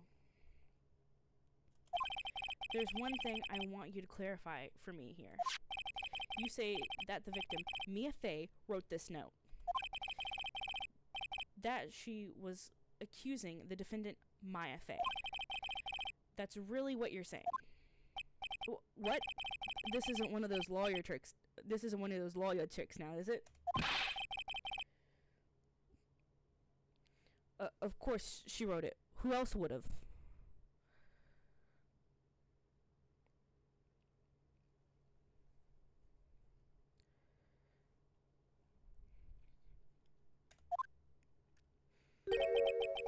You have it backwards, detective.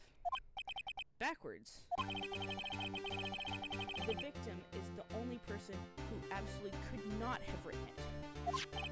This report from your department, detective. Immediate death due to a blow from a blunt object. She died immediately. But no butting your way out of this one, detective.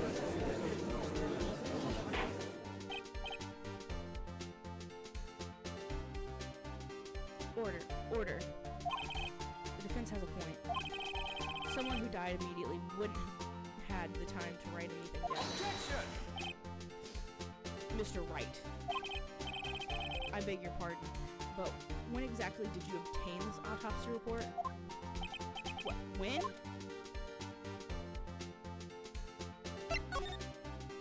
It was the day after the murder. Prosecution's point being? The autopsy report is outdated, Your Honor. What? A second autopsy was performed yesterday, at my request. Death was almost immediate due to a blow from a blunt object, but there is a possibility the victim lived for several minutes after the blow. I received these results this morning. No way.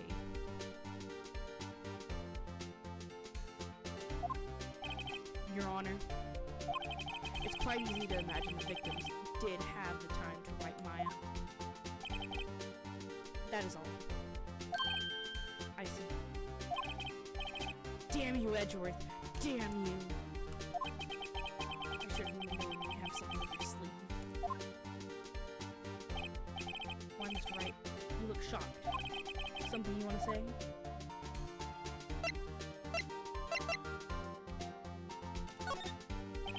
Mr. Edward, I've heard there's nothing that you won't do to get your verdict. What reason could you possibly have to request a second autopsy report? Mr. Wright, the defense will refrain from personal attacks on the prosecution. No matter, Your Honor. Mr. Wright, say what you will. The evidence in this report is undeniable. Your Honor, I submit this report to the court. Understood. The court accepts the evidence. Autopsy report updated. The court record. Well, Your Honor, the evidence strongly suggests the victim was identifying the killer. I suppose that's the obvious conclusion, yes.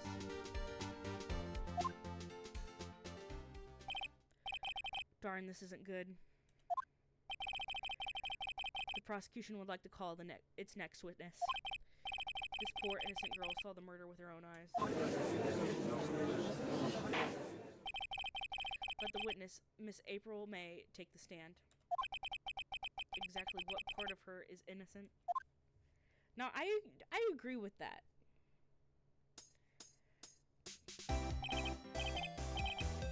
Witness, your name, please.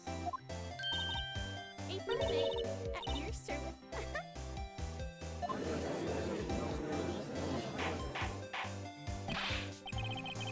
Order. An introduction should not require any reaction from the crowd. The witness will refrain from wanton weeping. Yes, Your Honor. This is not good. She's already captured the heart of every man in the courtroom.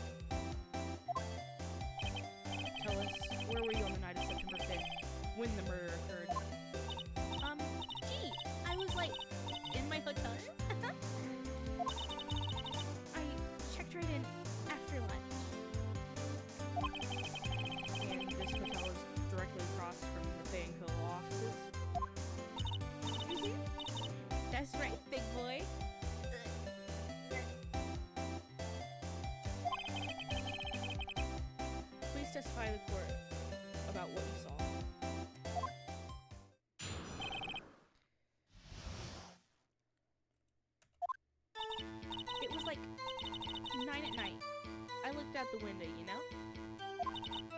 And then, ooh, I saw a woman with long hair getting attacked. The one attacking her was the master girl sitting in the furniture. And then, like, the woman, like, dodged to one side and ran away. But the girl she caught up to, she hit her. And then the woman with the long hair, she kind of just slumped. The end. That's all I saw. Every little bitsy bitsy.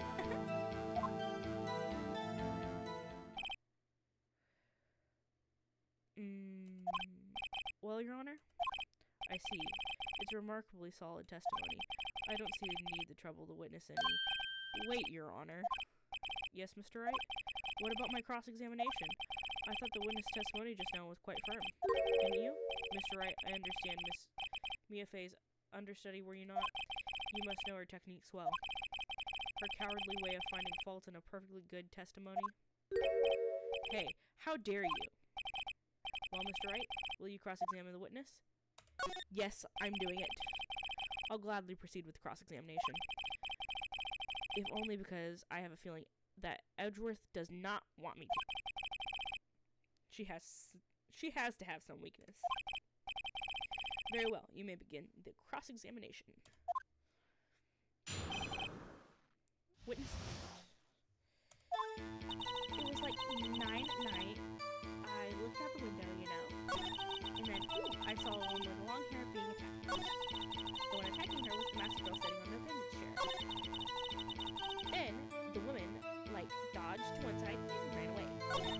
But the girl, she caught up to her and, like, hit her. She hit her. That's it.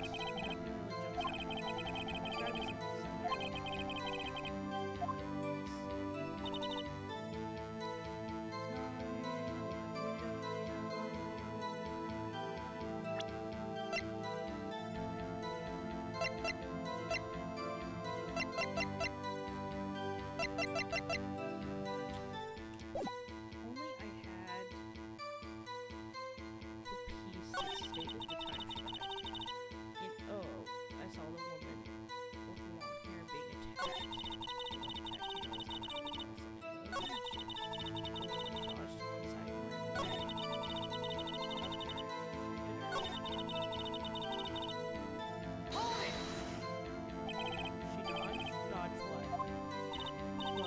There's gotta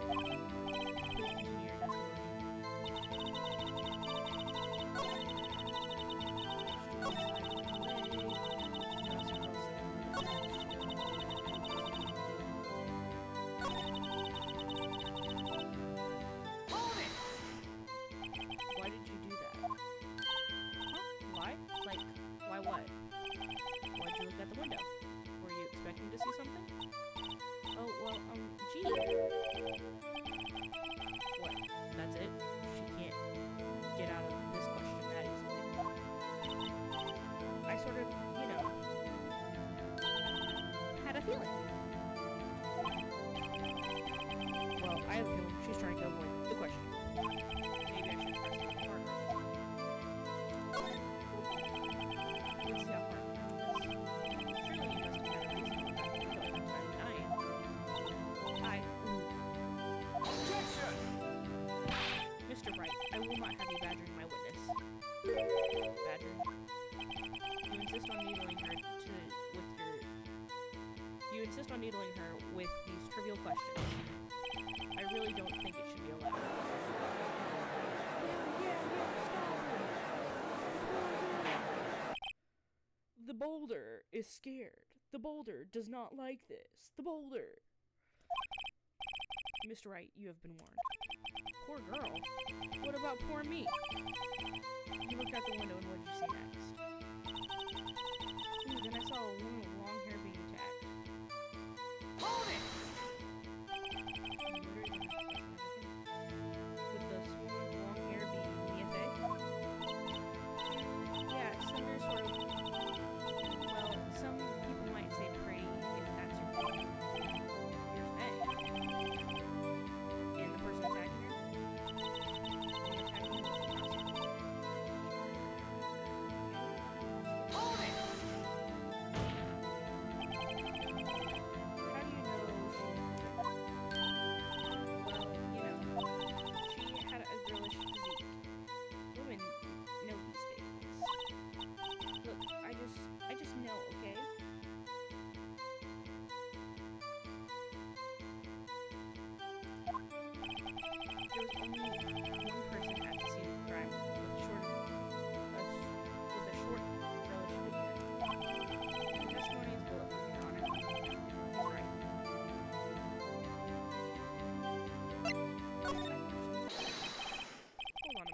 testimony stinks. It smells so bad, it's so fishy. It go whoo-wee, whoo-wee. What? Miss May, I'm willing to bet that. You're lying. Are you telling the truth? Did you really see the defendant?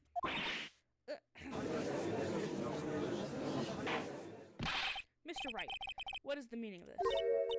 Yeah, what's the meaning of this? Somebody told me because I'm clueless. I bet you are. I don't like you. Never have, never will. Okay. If you really had to witness my client, Miss Maya Fey, you would have noticed her clothes before noticing her physique.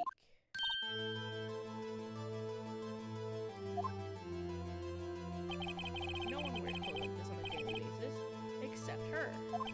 And I'm no expert on fashion, but her hairdo looks far from normal to me. However, the witness testimony mentions neither of these things. The testimony is bogus. Totally bogus, dude. But, still, we don't know if she was dressed that way the night of the murder. She was, Your Honor. I saw her. And so did Detective Gumshoe. What do you say to that, Miss May? Oh, why are you saying me, lawyer? What are you trying to say right now? I saw what I saw. I didn't think the trifling little details were necessary, darling. Miss May, the court would like to remind you to please omit nothing in your testimony. I'm sorry, Your Honor. I'll be a good girl. I promise. Gag. Gagging. Yucky. Sorry. I think it's just because the fact that she's Asian and she's doing this and she's cat posed right now. The fakeness, it's coming off in waves. I can feel it through the screen.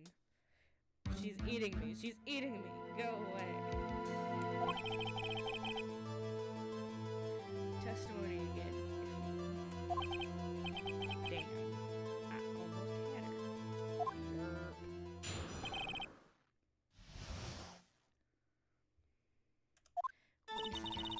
I did see everything. I did. The victim, the woman, dodged the first attack, then ran off to the right. Then the girl in the hippie clothes ran after her. She hit her with that weapon. I saw it. I did. That clock, the kind of statuary clock, the thinker, I think. Well, does the accuracy of the report not start early on TV? Yeah, except how did you know the thinker was a clock? I see. I only wish you had been so detailed from the beginning. Please begin the cross-examination.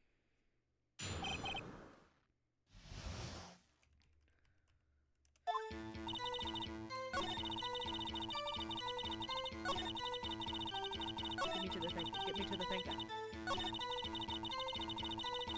We're gonna press it. The clock? Didn't this come up in another testimony recently? Well, don't look so sour, Mr. Lawyer. You can't win them all.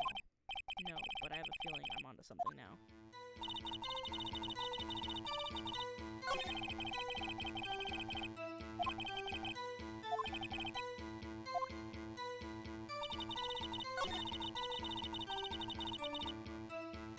Press. The right as in right as which hand do I hold my knife in again? Right. It was my right hand. Right. Satisfied, Mr. Wright? Please continue.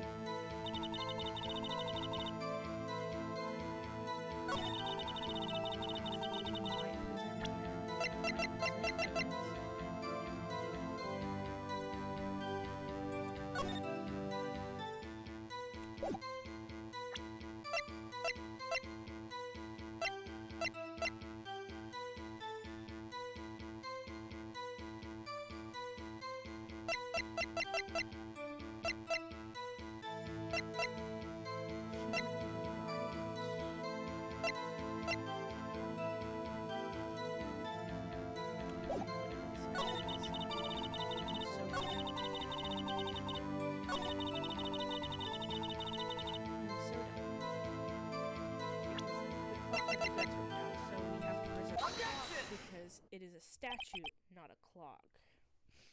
Miss May, what you said just now was quite revealing. Revealing? Ooh, like that. Ooh, you'd like that, wouldn't you, naughty lawyer? You just said that this statue of the thinker was a clock. But there's no way of knowing that just by looking at it.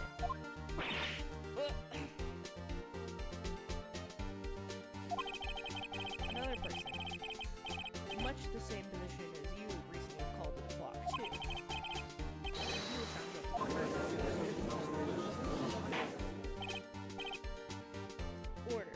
Order.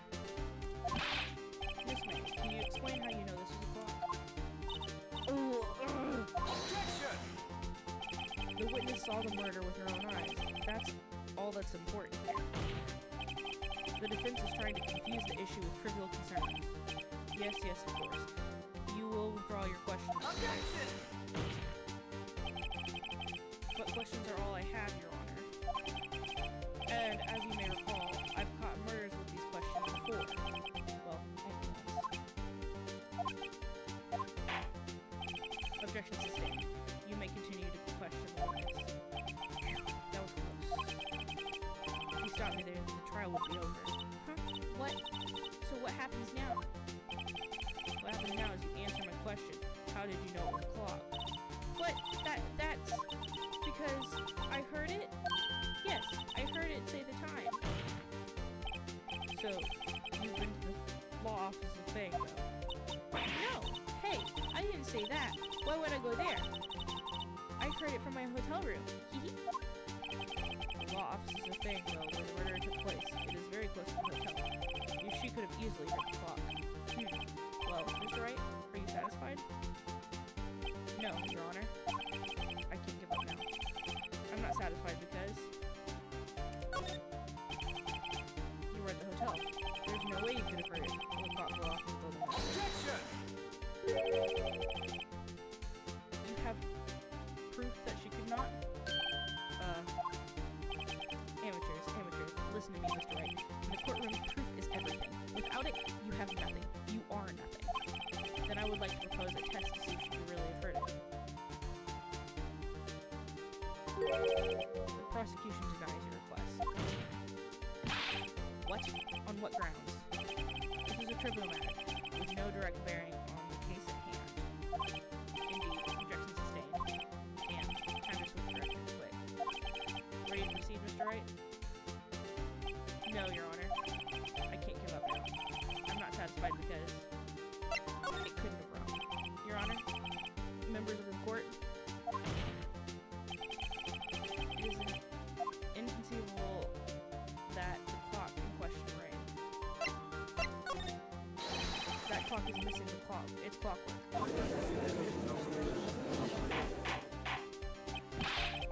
How could they possibly? Just take a look, right now. Oh. You see anything interesting, Your Honor?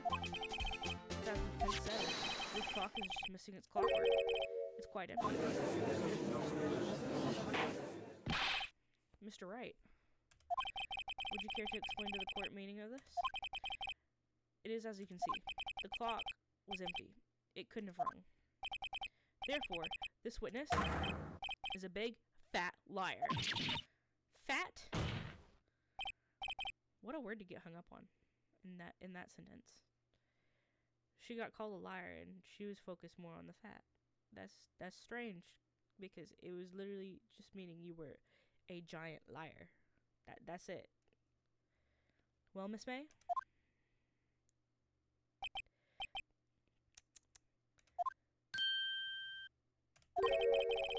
Quite the show you've put on for us, Mr. Wright. He knew the clock was empty. Somehow he knew. I'm afraid you've forgotten one thing, however. Indeed, the clock is empty.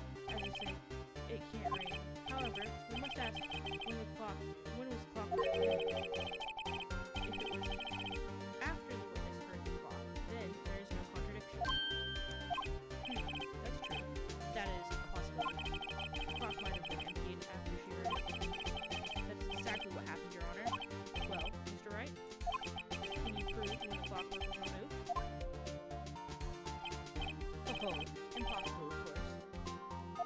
I have proof.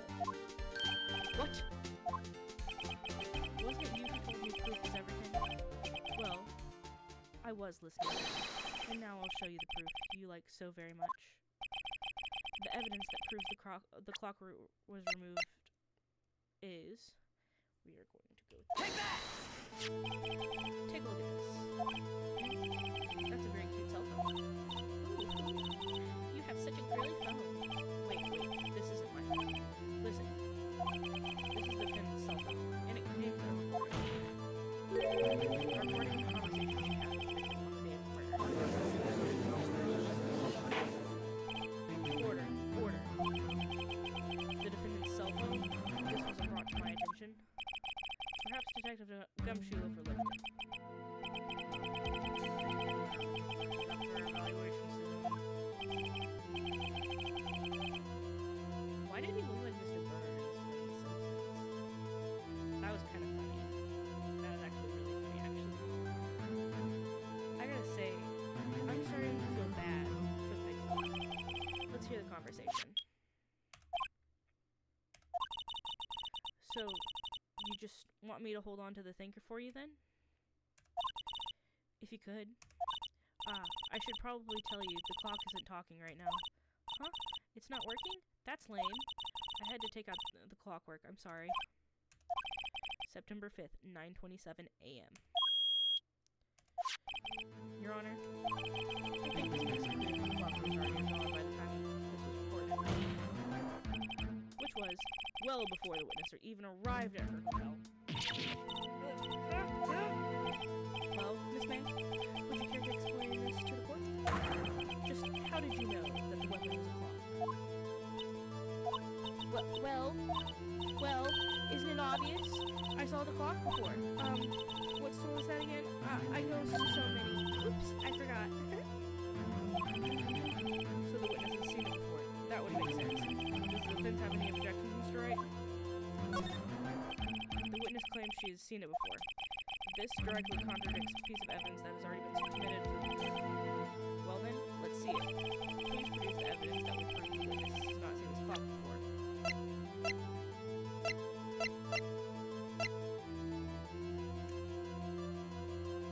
Take that! It's simple. This clock was never in any store, ever. What? A friend of mine made that clock. Only two exist in the world, and the one that isn't here is in police custody. Impossible. Everything is sold in stores. Miss May, I think it's high time that you went shopping for a better excuse. Oh, excuse is not on sale today?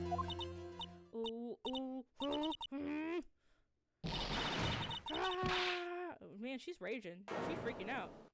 She's freaking out.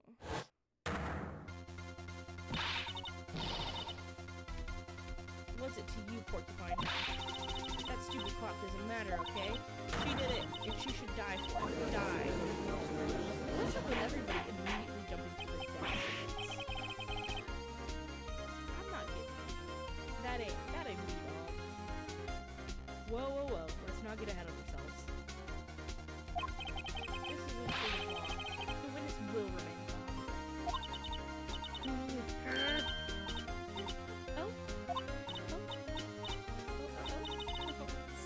Did I, lose it? I guess I did. Miss May, let me ask. Tell me, how did you know the weapon was a clock? Dude, she's hilarious. Those daggers are sharp. Those daggers are so sharp. You can feel them piercing your soul. Anyway. Oh dear. Does the defense have an opinion on this behavior? Okay, this is it. Yes, Your Honor. Allow me to explain. I see the truth of the matter. Miss April May, you knew the weapon was a clock because...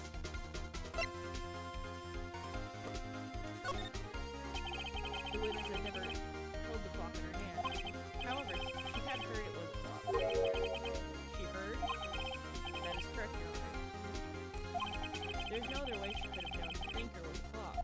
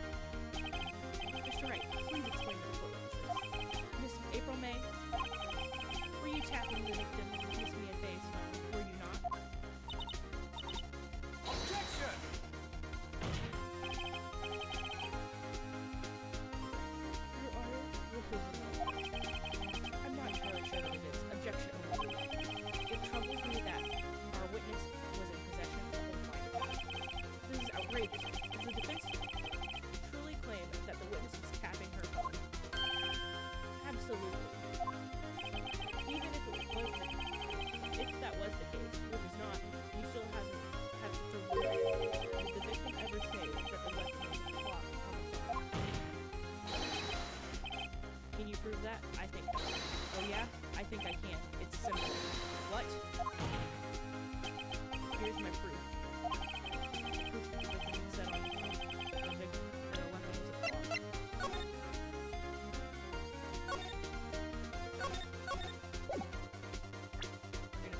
Take that!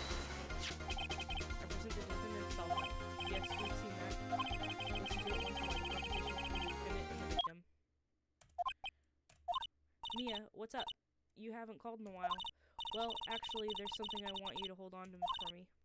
Again, what is it this time? It's a clock. It's made to look like a statue. The thinker. It tells the time. Miss April May, you used a wiretap to listen into this conversation. That's how you knew the thinker was a clock. Am I wrong? Objection! Your Honor, this is ridiculous. Your Honor, look at the witness's face. Does she seem amused to you? The defense demands an answer. La la la. Witness, answer the question. Did you tap her phone? Miss May.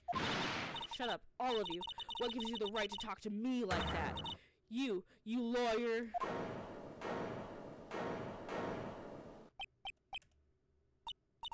It's no fair. All of you ganging up on me like that. Oh, so I'm the bad girl. Is that it? Is that it? Cry me a river.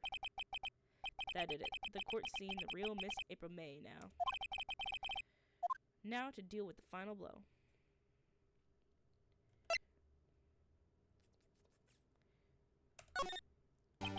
Why'd you tap your phone?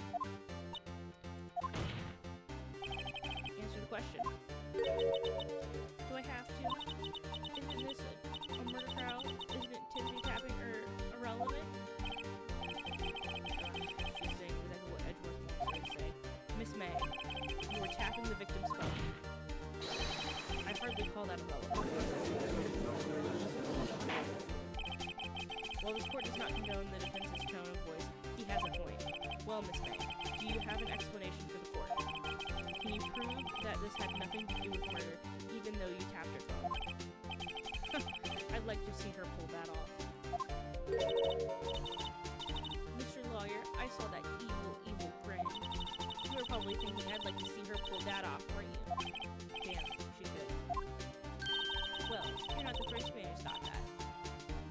And of course, I can and will. You can't be serious. No way. Way, I say. Way. Oh, and I assure you, I'm serious, Mr. Lawyer. Okay, so, the killing happened around 9 at night. Why, that's when I was just getting room service from that sweet bellboy. Room service? Iced coffee, I believe it was. Iced coffee, you know, like normal coffee but cold. If you don't drink it quick, then the ice melts and you have regular cold coffee. Iced coffee. Think I'm making this up? Ask the bellboy. Ergo, the witness was not on the scene at the time of the murder.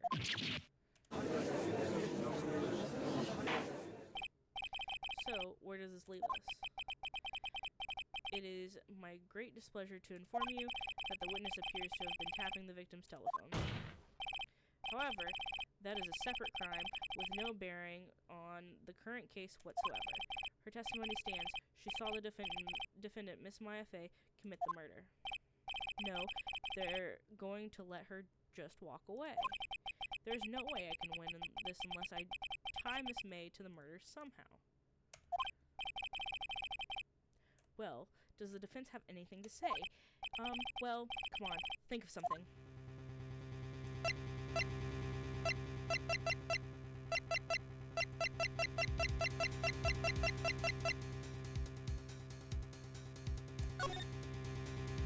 Right, on with cross-examination. What exactly do you have left to examine this rightness? April May admitted to the wiretap, yes, but it bears no relevance to the case at hand. There's no way you can prove any connection. Uh-oh. Think. I'm out of evidence, but I can't. Then I believe the prosecution is over. Sir, does the prosecution have any other witnesses to call? None, Your Honor. She's the last. What? But that means... Maya's guilty. Wait, Your Honor. Yes, Mr. Wright. The defense would like to call the bellboy after all. I think it's not. It sounds like I'm summoning a cat. As I thought.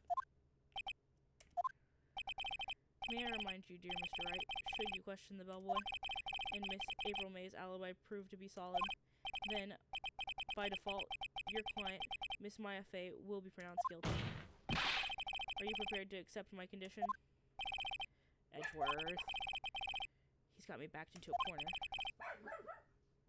But I don't see any other way to take this. I accept. Very well. The court calls the hotel bellboy to the stand. I believe we're ready for the witness to testify. He certainly does look like a bellboy. Yes, sir. I received your summons in the middle of work, sir. I'm happy to be of your service. That tea set looks rather heavy, so without further ado, the witness may begin his testimony. Very good, sir. Miss May's room service. I'm the head bellboy at the Grand Water Hotel in business for 4 generations. I believe I received a phone call after 8 in the evening from our guest, Miss May. She asked for an iced coffee to be brought to her at 9 on the dot, sir. I brought it to her at precisely the requested time, of course, and delivered the iced coffee to our guest, Miss May herself.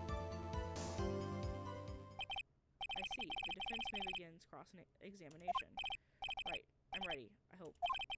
This is it. If I can't prove Miss May was involved with the murder now, Maya will be finished. Miss May's service. So I'm going to press multiple times. 8 in the evening, 9 p.m. I brought it to her at precisely the requested time. I'm going to press here. Hold it! Precisely 9 p.m. then? Precisely, exactly. Most definitely, sir. 9 p.m. How can you be so sure? Miss May was quite insistent that it be brought to her. Oh, bellboy, tee-hee, I'd like iced coffee exactly 9. Something like that, sir. Therefore, I knocked on her door at the crack of 9, sir. Why would she be so particular about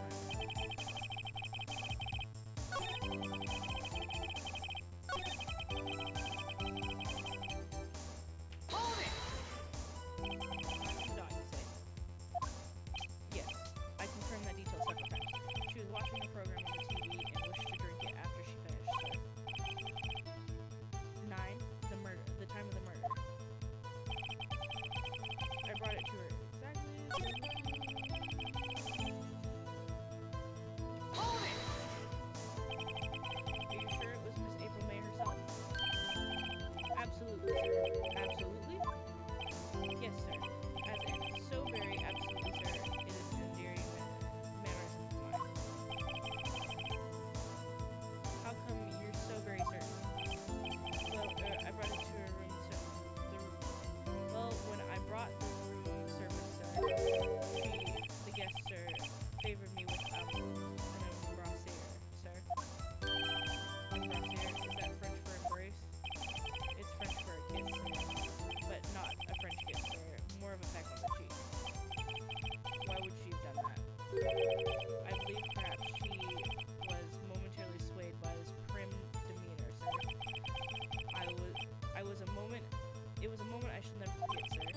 Sounds pretty fishy. I think Miss May was up to something and wanted the bellboy to remember her.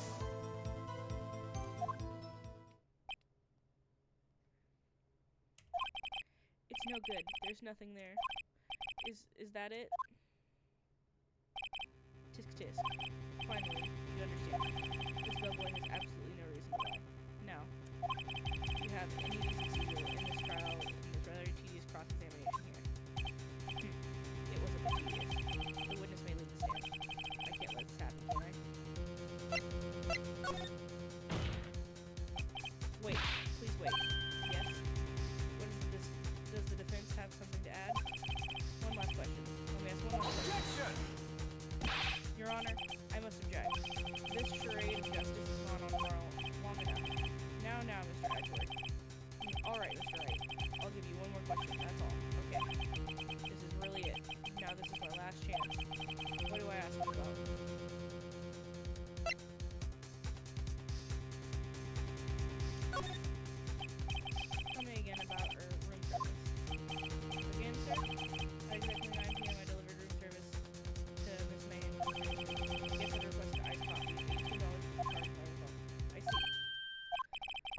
$15. Doesn't that seem a bit expensive? Yes. Well, iced coffee for 2, you know. And we don't skimp on the ice, sir. What did he say? What did you say? Rather, quite.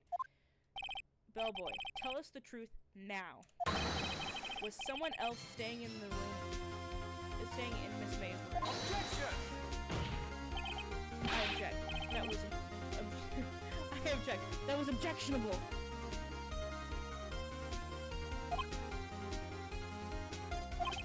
Objection overruled. The witness will answer the question. Yes, I see. Why'd you not mention this in your testimony? Well, sir, you didn't ask. Nice try. It's the sort of thing that you're normally supposed to mention. Yes, quite indeed. It was a good barrister, sir, there, Mr. Edward, who, he asked me not to mention it if it wasn't specifically asked, sir. You fool! I've done it. I've won. Miss April May checked into a twin room with a man. Correct. Yes, sir. And then when you brought them room service, you didn't see that man in the room. That's right, sir. Your Honor, we have just learned of another person involved who may have been the murderer. In light of this new fact, I hold that it's impossible to judge the defendant. Wouldn't you agree, Mr. Edgeworth? And who, Mr. Wright, who is this other person? Simple, it was...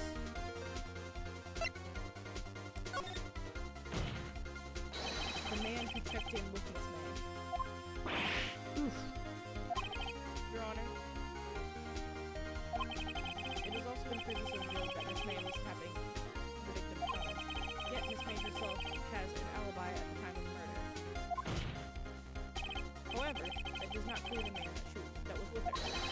The bellboy saw no one else in the room at the time of the murder. My, what a convenient little setup, but it's too late. Too late? I suppose you'd like it if it was too late, wouldn't you? After all, it was you who hid the presence of the other man from this boy. Upstart, amateur. These accusations are ludicrous. Luda. The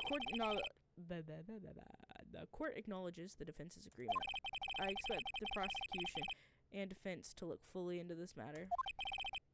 Am I understood? Yes, Your Honor. That's all for today on the trial of Miss Maya Fay. The court is adjourned.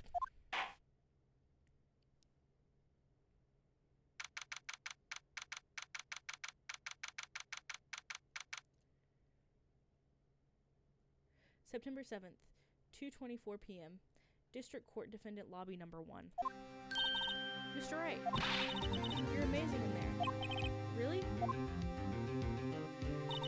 I think I might be your newest fan. Oh, I was just doing my job, you know. Then again, that other attorney was pretty cool too. Huh? That face of his wide eyes, his trembling lips. It sent shivers down my spine. If you say so. So, what happens with me? Do I get to go home now? Well, no, I don't think so. Not yet. Oh, I see. But I got a great lead in today's trial. A lead? That man with Miss May, he's the key. Oh, I get it. What's supposed to happen to Miss May after all, anyway? I heard that they arrested her because she's learning. I heard they arrested her. I guess she's learning her charms won't work everywhere. She's probably at the detention center right now. I may go down there later. Anyway, this case is far from closed. Yes, sir. I'm going to find out more about this man. Do you think he was the one who... Maybe so.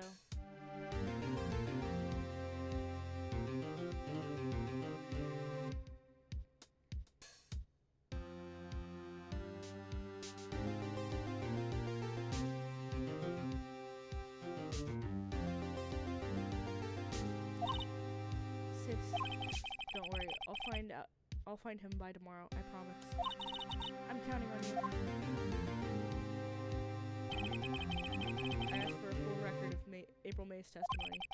I thought it might come in handy during the trial tomorrow. But now that I have it, I'm not so sure. Most of her testimony was all lies. In fact, there is only one part that hasn't been stricken from the record.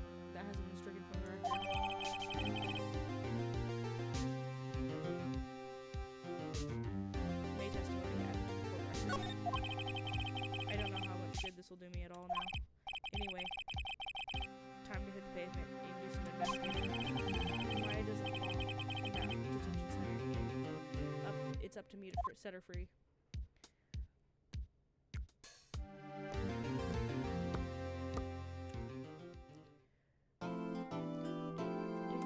Yes, I want to save my progress. We're going to save it in save spot 1. And then we're going to boop. September 7th, 3:11 p.m. Detention Center, Visitors Room. Well, hello. I didn't expect anyone to visit me in such a dank place as this. It's really quite moving. Not you, stinking lawyer. I hope you die. Have you come to laugh? Yes, laugh at the fallen Miss May. No, not really. There's something I want to ask. Unfortunately, there is nothing I want to be asked. Haven't you done enough questioning, you spiky head? Here we go again. Please, you're scaring the security guard. So, what is it that you wish to ask of me then, For starters, how did you get to be so totally whacked? That man who stayed with you in your hotel room. Can you tell me about him? Where is he? Come on. No way, Jose. Maybe if I had something to get her to talk. Why'd you place the wiretap into Mia's phone? Aw. When you say it like that, it sounds so cold, so criminal. Tapping people's phone is a crime in this May. Oh, and I suppose you learned that in lawyer school, Creep. This woman is impossible to talk to. Say, why are you so angry? I mean, you don't look like a bad person. That does it. Bottom-feeding scum sucking lawyer. Bottom? I can't tell. Does she have a thing against lawyers or just wants me?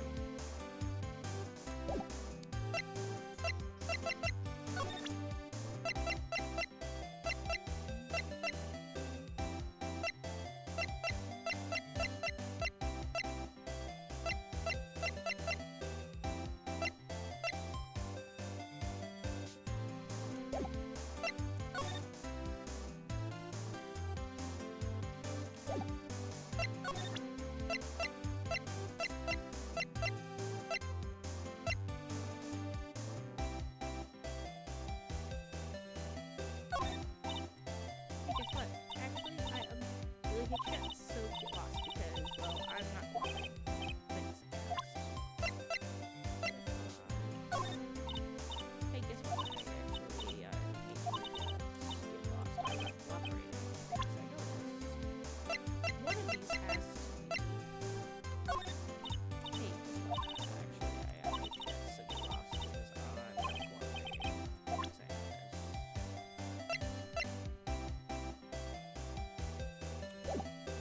cooperating with things I noticed.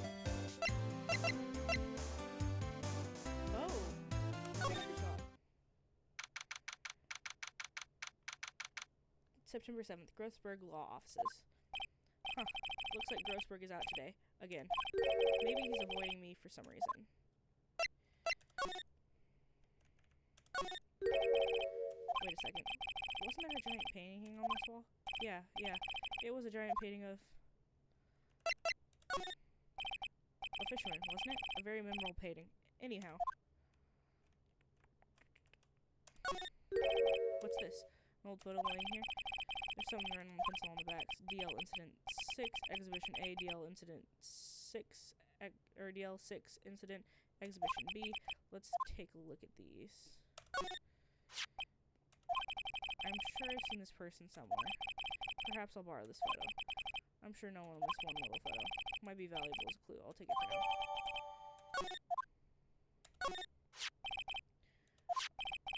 Maybe I should switch it with the one I took. Swap photos. I think we'll swap them. Add to the court record. Expensive looking mahogany shelf full of books. Funny. There don't seem to be anything that's been read. Table for clients. An elegant table that has a lighter made of solid wood. You can tell someone's got money to burn. A plant.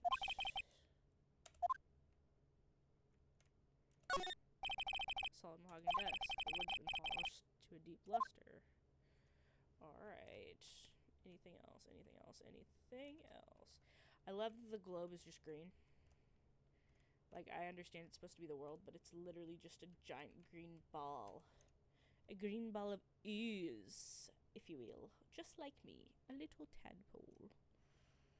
Alright, so we're gonna back out of here. We're gonna move. We're gonna go back to the detention center. We're gonna... You again! Can't you take a hint and stay gone?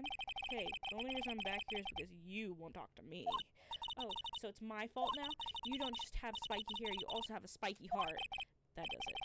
When this case is done, I'm shaving my head. Real.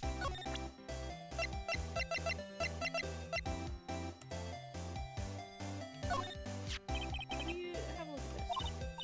Look, I've said several times I'm not telling you. Where did you? Aha, a reaction. This is him, isn't it? What? Who? When? Why? It is him. This is the man who stayed in your hotel room the night of the murder. No, that's not right. Nice try, Miss Cooperative. Do you have any proof that it was him? Yeah, proof? Show me the proof. I'm so close.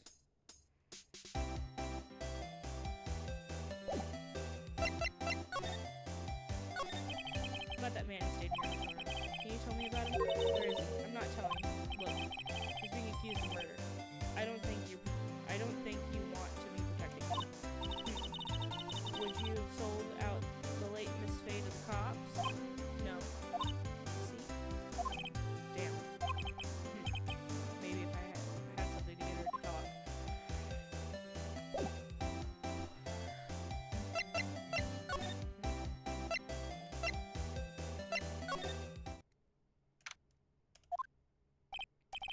Ah, welcome, sir.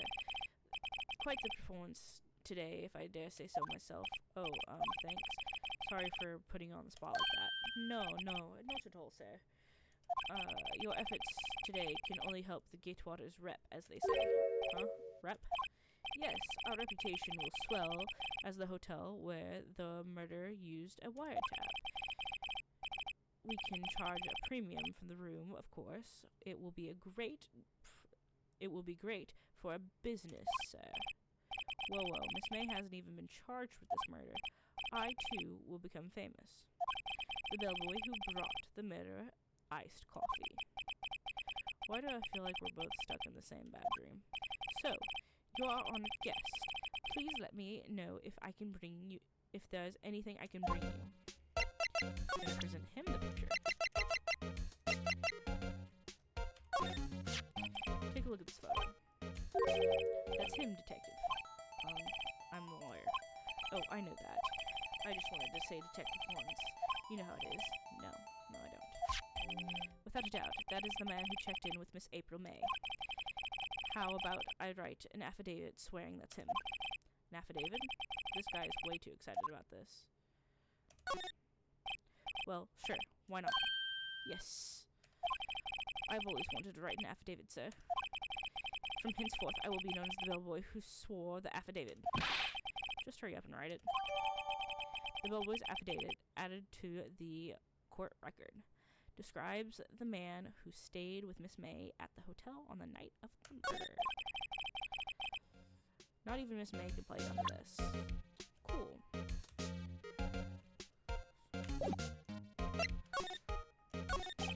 About Miss May. Oh, her, sir, not to boast, but I knew the moment I saw her, she'd do it. She'd do it, I said. Do what? I'm starting to think this is this guy. This suspicious person is this guy. the man with Miss May. I wanted to ask you about the man who was with Miss May. Ah, yes. He struck me as a real lady killer, if you pardon the expression. I knew it from the moment I saw him, sir. He and I are of the same ilk. We both carry the scent of danger. There we are, in total agreement, Mr. Psycho Bellboy. If you had a photo of that man, I'm sure I could identify him. A photo. Could you tell me about this hotel? Absolutely. On that subject, I have an excellent idea, sir. Currently, this hotel is known as the Gatewater. I propose that we add a subtitle. A subtitle? The Gatewater Hotel, Murder Manor. Well, what do you think? Sounds great. Whatever floats your tea set.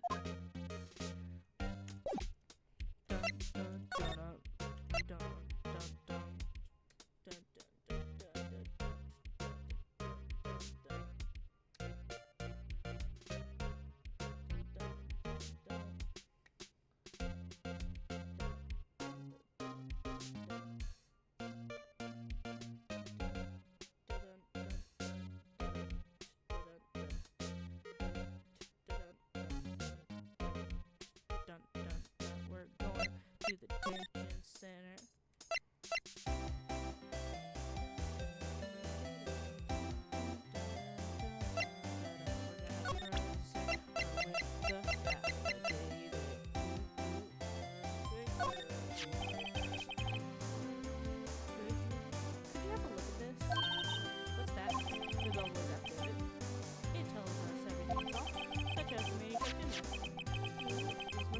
This guy. Now I'm getting somewhere. User fears or push your heart. User fears or push your heart.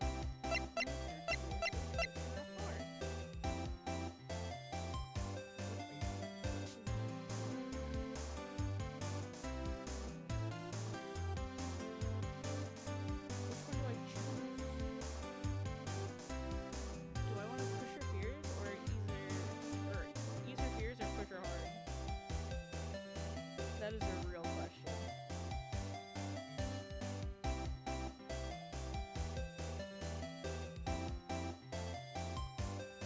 I'm thinking I'm gonna push your heart because I don't like her and suffer perish, I guess.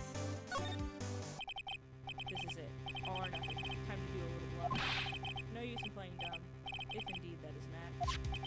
If you don't talk, I'm taking this info to the press. What? Even though he should have been a witness to the murder, your little friend was missing. I'm sure the press would have a field day with this reputation. Oh, fine, I'll talk. You win, lawyer. Yes, man, that felt so good. It's great to be alive. Why are you pumping your fists in the air? Now, tell me about the man you were with. That man, he's my boss, Red White, the president of Information Gathering Conglomerate Blue Court. Red White? Information Gathering? Well, I suppose you could call it a detective agency. So this is the man that was with you the night of the murder. I'm scared to talk. I don't want to end up like her. It's okay. I'll just ask Mr. White himself. Can you tell me where Blue Corp is located? Red White, at last. Finally, a lead on this guy. If April May couldn't have done it, that leaves him. Time to take action. Bellboy's affidavit expired.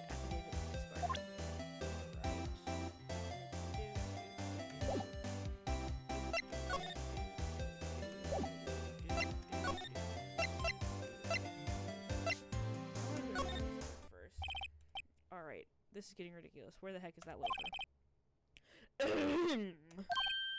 Ah, that old familiar clearing of the throat. Aha, you again. Hello, Mr. Gross. Ooh, I have been going at this for 3 hours now, and you can totally tell whenever I fumble. Hello, Mr. Grossberg. Well, you were quite the thing, my boy. Excuse me? The trial. He was there. Reminded me of myself when I was a youth. I guess something got passed down through Mia, maybe? It brings back memories, it does. Ah, the days of my youth. Like the scent of fresh lemon, you see. I apologize. It was all a bit too much for me, my boy. Seeing you today, I appreciate the reminiscing. But I'd much rather you gave me some information. So you came to see the trial?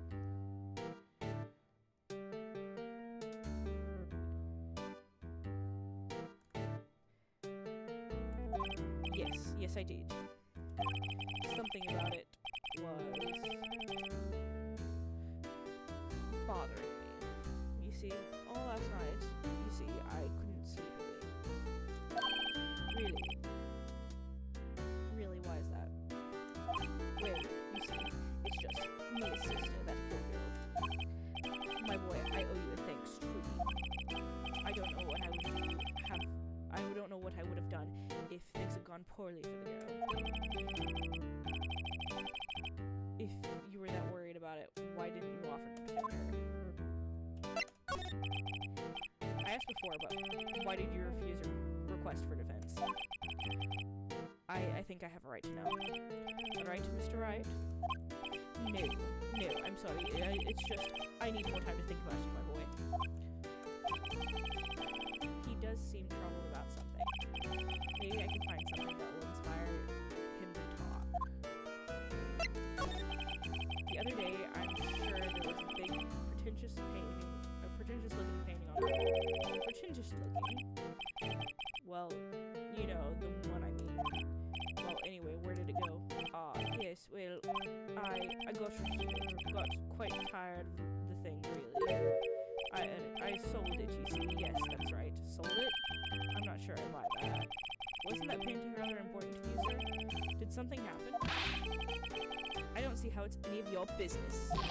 Please speak no more of that accursed painting. I didn't. He's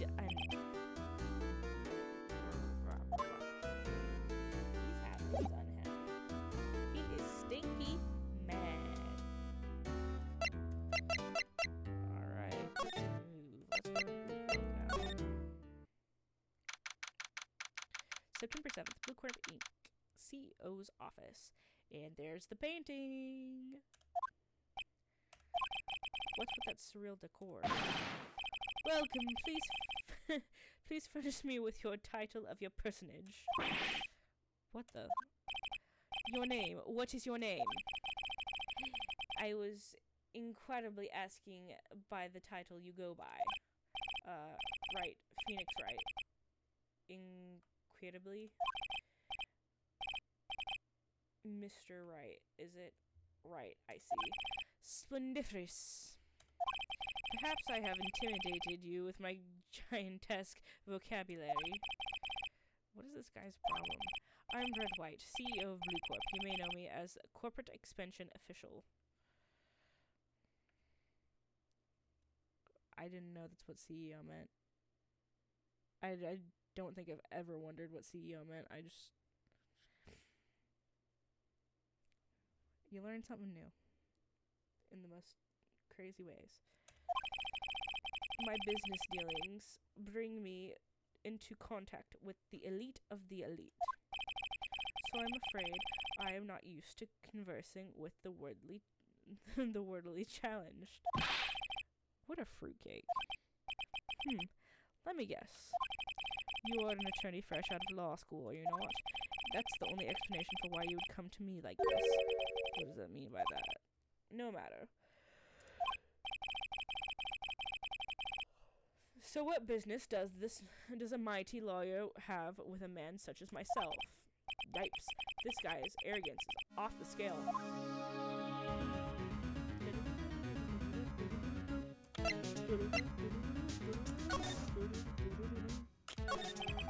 Miss May is employee of Blue Corp, is she not? Correct. She's my secretariat. What a shock it was to hear done. What she's done, you mean the wiretap? Indeed, she's paid to answer phones. Tapping them is not in her description. She does gather information for us as part of her duties. But I assure you, we do not condone illegal methods. It is ineffable that she would do this. It sounds like he's trying to turn this name into the scapegoat. On the night of the murder, were you in April May's hotel room? You can say I seldom pay attention to mundane details, such as time and place. My motto is, don't worry, be happy. Still, Mr. White, the hotel bellboy stated on the record that he does remember you very clearly. No matter, the bellboy can say what he pleases. I still won't talk to you. If you want to speak, put me on the witness stand. Although I doubt you'll be capable of doing that. He raises a good question, actually. Why didn't the prosecution call him as a witness? He should have seen the same thing as April May. Oh ho ho! The police, the courts. To me, they're all mere toys, playthings for my amusement. What kind of company is Blue Corp, anyway? Ah, excellent question. We buy and sell various kinds of information. We are a company of the future, you might say. We are the future. Sell information? In just 10 years, I built this business up into the grand office you see now. Ah, in case you are wondering, Blue Corp was named after the color blue. I, Red White of Blue Corp, as founder and CEO, named it so. As why, you ask, because I like the color blue, of course. Fantabulistic, is it not? There's something that's been bothering me. Yes, what might that be?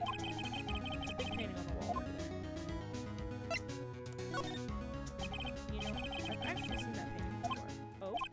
Just yesterday, actually. Your point being? My point is simple, or rather, my question is simple. Why is that painting hanging on your wall? Mr. Wrong, was it? Right. It appears you do not fully grasp your position here. I ask again, who are you? A lawyer? No, my feeble friend, a mere lawyer. Worth nothing, zilch, zippo, nada. Just like that, a sorry excuse of an attorney, a grody burger. What? Ugh, oof. Oof. He punched me. Well, Mr. Lawyer, what will you do? Huh? Charge me with assault? Charge away. I'll welcome it. For you, it is you who will be found guilty. What? Heed my exposition. The police, the courts, they do all of my bidding. So you say. But I wonder, is that kind of control really possible? I don't expect you to understand. It is a world beyond your comprehension. You came here from Grody Burgers, I presume. Grossbergs, yes. Then I must ask him. Then you must ask him, why is it that his painting hangs here? Perhaps then he will tell you. Perhaps he will explain how a man can live a life purely for personal profit. Go on now, let's get out. There's nothing more to discuss. Anything to present?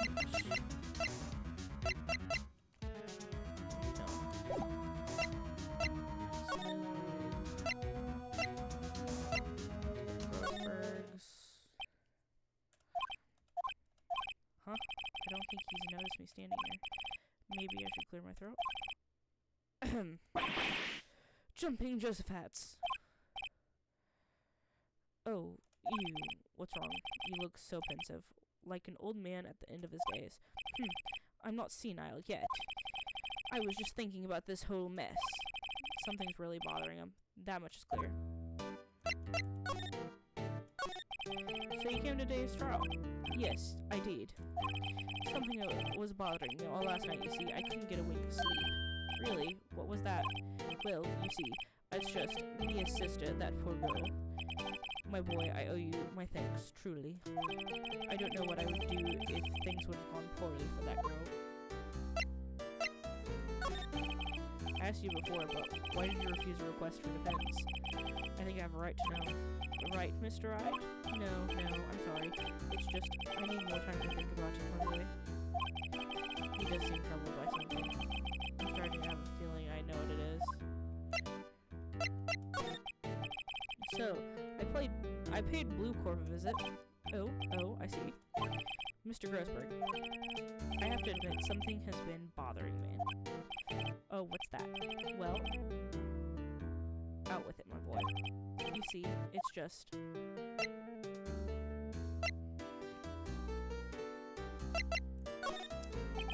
Mr. Grossberg, sir, there was a giant painting hanging right there the other day, was there not? When you said you had no intention... The one that you said you had no intention of parting with? Well, I saw it today. It was in the CEO's office, Red White's office. So, you noticed. I suppose I should have guessed you would. It is a large painting. Mr. Grossberg, I know you and White are connected somehow. Connected, you say? Yes, and I know what it is. Mr. White has something on him, doesn't he? Blackmail. I think that painting is fairly guarded-proof. Very well, this may be the chance I've been waiting for. Maybe it's time to get this off my chest so I can finally rest easy again. After all, you were me as understudy, perhaps it was fate. What is he talking about? Red White is a man who makes his living through intimidation. Blue Corp is a company that excels at finding people's weaknesses, I'm afraid. I've been paying them for 15 years now. 15 years? All because of the DL6 you may have guessed. The name on the back of those photographs?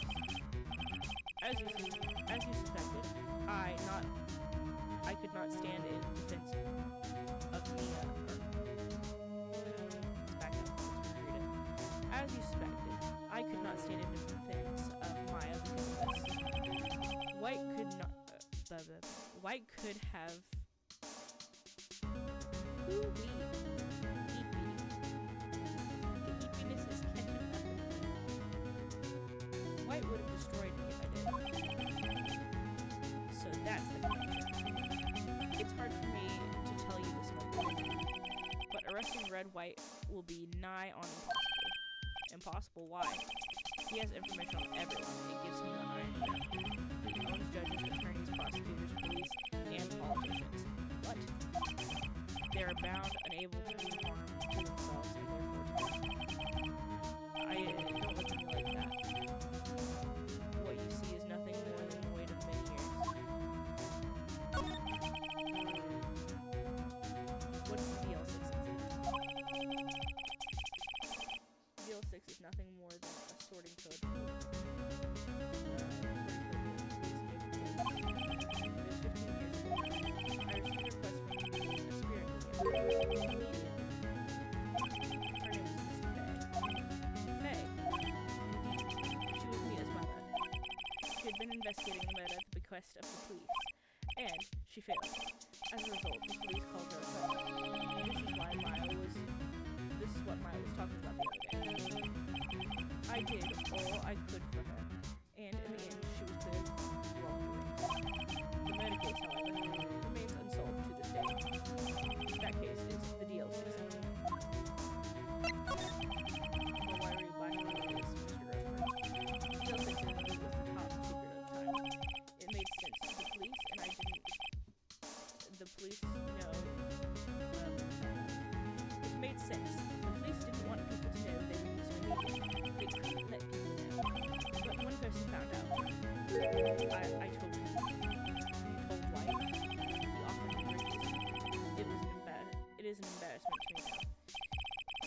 Because I talked. The police were mocked far and wide. In secret, they didn't get looking at the one certain about. Of course, White heard about it. He came to me. Only this time, the offer was black. White controls the law of this country. Yet, if you still challenge her, have a close look at Mia's office. She followed every move for years. She may have recorded something in what she found.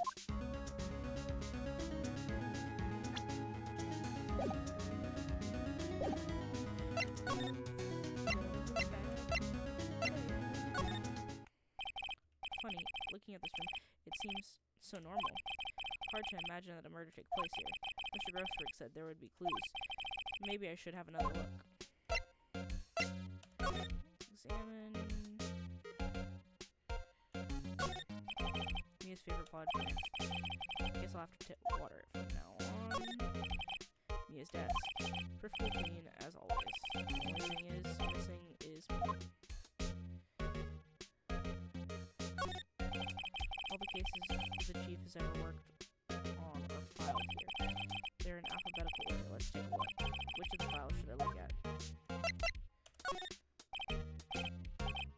I know, W. So are Wright. The entire W section is missing. Was it taken? All the cases in alphabetical order. Let's look at which one should I look at. Maybe it's under red. C, J, S. Nothing much here. Maybe I'll just skim through some of this.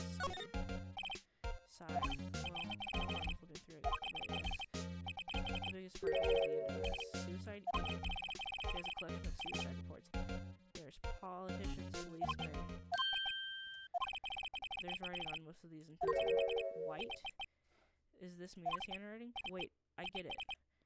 Mia thought he was involved in these suicides? White drove them all to...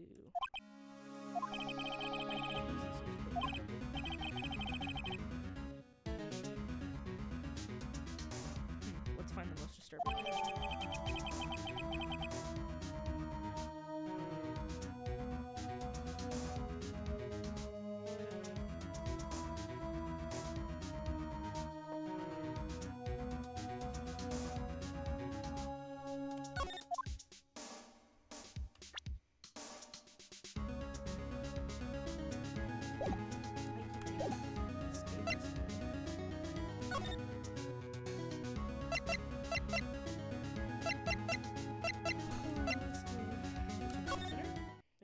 Talk to Maya. Apparently Miss May is in for questioning. I doubt they'll let me in to talk to her today. Move Grossberg.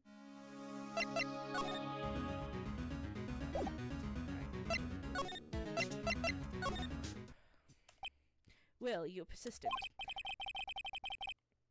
Sorry, but there's something I have to ask you. Mr. Lawyer, I really hate having to repeat myself, but it seems the message has not yet penetrated your thick skull. Stop bothering me. If you try my patience further, I fear a nasty accident may occur. Do I make myself clear? Transparent.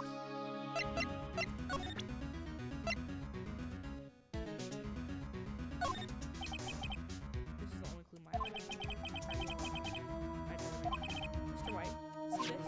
It's an article describing the suicide of a politician. He was embezzling secret government funds. Then, one day, word got leaked to the press. The very next day, he took his own life. And this concerns me how?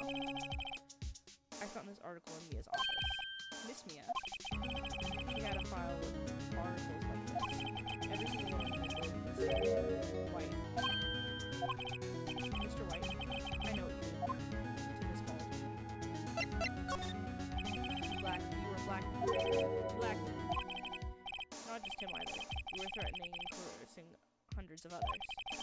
You were involved in all these suicide cases that we investigated. This company was built on that. Am I right? What a bizarre accusation, Mr. Brock. What is it that you should be doing now? Investigating me? No. I think not. You should be searching for the one who killed Miss Mia. Secretary's office. Hello? Mr. Wrong will be leaving now. Yes, sir. I'll send someone in right away. Wait a second, Mr. White. You're wrong, Mr. White. Excuse me. What I should be doing is going after you. Just what are you insinuating? Mia was onto you. She was keeping tabs. For this reason, you had April May tapping her phone. Then, Mia was murdered with all the documents about you mysteriously disappeared. So, the culprit would be Even a child can work it out, Mr. White. You did it. Secretary's office. We won't be needing an escort out from Mr. Wrong. Instead, please connect me to the public prosecutor's office. Of course, sir. One moment, please. Mr. White, is that you? What are you doing calling me out at a time like this? Hello, Chief Prosecutor. I changed my mind. I want to testify tomorrow. What's this about? In the fake case, I witnessed the murder, you see. And thus, as a very important witness, I would like to testify. What? Why now? I thought you said you didn't want to go to court. Quite, Chief. I told you I changed my mind. Oh, and one other thing. Send the police over here right away. The man is standing right in front of me. He looked dazed and could be violent. What? Are you the executioner, the hatchman, the liquidator, the killer man? What? Mr. White, this isn't another one of those. Chief Prosecutor, I do not believe you are in a position to freely offer legal threat. I'm telling you to send the police now. Did I not tell you this wrong? You are a mere lawyer. As was Miss Mia. How dare you? I will point the finger at you, and you will be tried as Miss Mia's killer. This case is to be settled. No lawyer of anywhere. I have friends in the local lawyer business that they will make you Detective Gumshoe reporting, sir. Ah, Butts. Harry Butts. Wright, actually. Phoenix Wright. And my friend's name is Larry. Oh, right. Sorry, pal. Butts was the murderer, right? Detective Gumshoe, I present to you the man who killed Miss Mia Fey. What? This despicable human...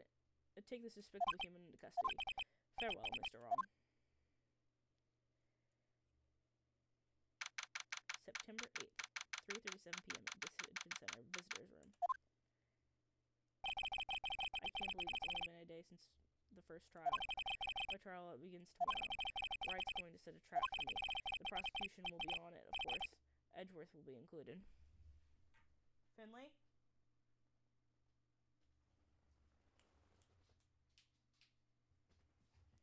Sorry, big puppy trying to get into something that he shouldn't get into. An attorney was assigned to me by the state yesterday. I refused. I had an idea. Right. Mr. Wright. Oh, Maya. Great. They let you out of detention. Just now, yes. It's all thanks to you. I'm afraid we switched places.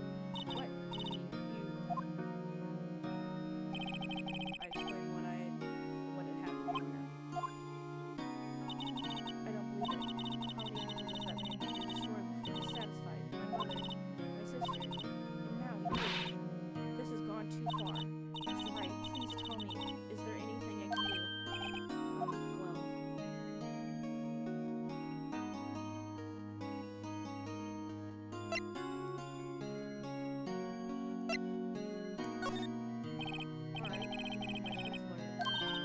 Alright. Huh? Leave it to me. I'm Mia's sister after all. Lawyership runs in our family. Those powers that I'd better run to the bookstore and pick up Law for Rookies. Wait.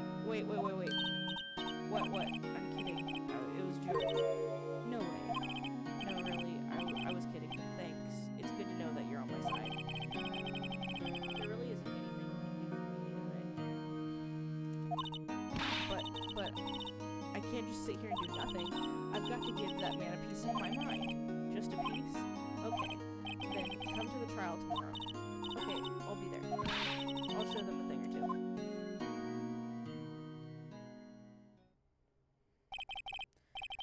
Times may change, yet with crime, it's the same old story. In fact, it's gotten worse. Lengthy court proceedings are no longer realistic. Beginning a few years ago, a limit of 3 days was put on initial court trials. Almost all finish in a day, most with a guilty verdict. I never thought I would end up in the defendant's chair for myself for this case. With a true culprit appearing as the star witness. This is it. Tomorrow, it's me or him. Ooh, chat. I'm getting EP. EP, EP, EP. Yes, let's save our progress. Episode 2. Turnabout Sisters. Trial Day 3. I'm gonna finish this. And then I'm probably gonna call it a night.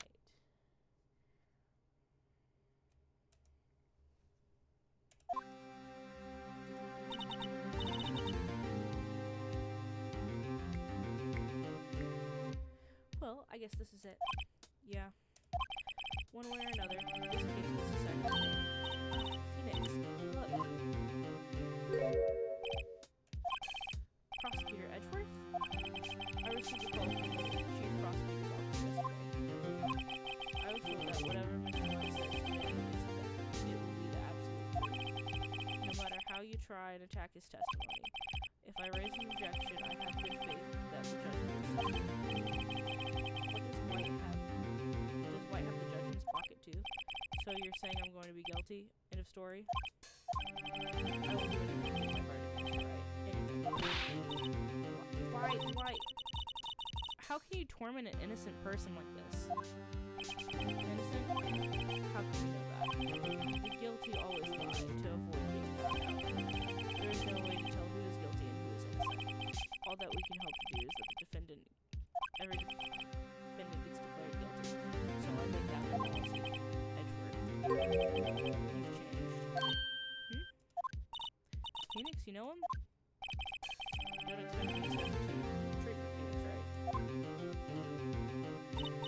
Phoenix? Well, court will be starting soon. What? But wait. Your defense isn't even here yet. They're not. I'll be defending myself. What? Okay, let's do this. Let's do this. Let's blow this popsicle stand. September 6th, 10 a.m. District Courtroom number 1. Court is now in session for the trial of Mr. Phoenix Wright. The prosecution is ready, Your Honor. The defense is ready, Your Honor. Mr. Wright, are you sure you're up to doing this? Yes, Your Honor. I will be defending myself. Understood. Very well, Mr. Your opening statement, please. As the details of the event are already quite clear, today we will hear the testimony of the witness to the defendant's crime. I see. The prosecution may call on the witness. That went far too far. Why didn't the judge ask Edgeworth why his witness didn't testify before? It's like the argument is why. Anyone's going to raise an objection about this. I suppose it's me.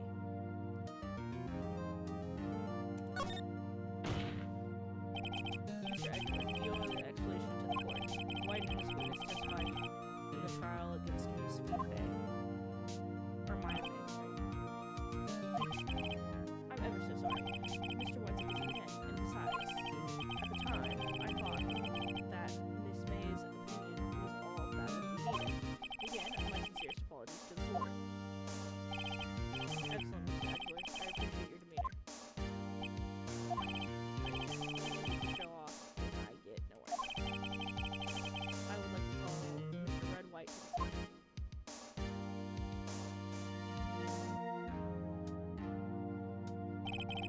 Please state your full name. You wish to know the title of my personage? Or your name? Yes, that is what I said. Oh dear, do my locutions confuse? Name. These two are great together. My name is Red White, but my friends call me Blanco Nino. I'm the CEO, or, to use a more common term, the president of the court.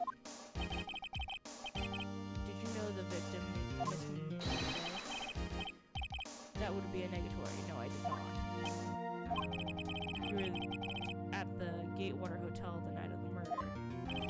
Correct. Can you witness the murder from there? Why tell you what I know when you already know? Very well, Mr. White. You may begin your testimony. If I can't rip this guy's testimony apart, I'm done for. Why do I always feel like it's the end of the world and I'm the last man standing? Ho ho ho. I hope you have made your lawyer peace with... I hope you've made your peace with God, Mr. Lawyer. Let him have it, Phoenix.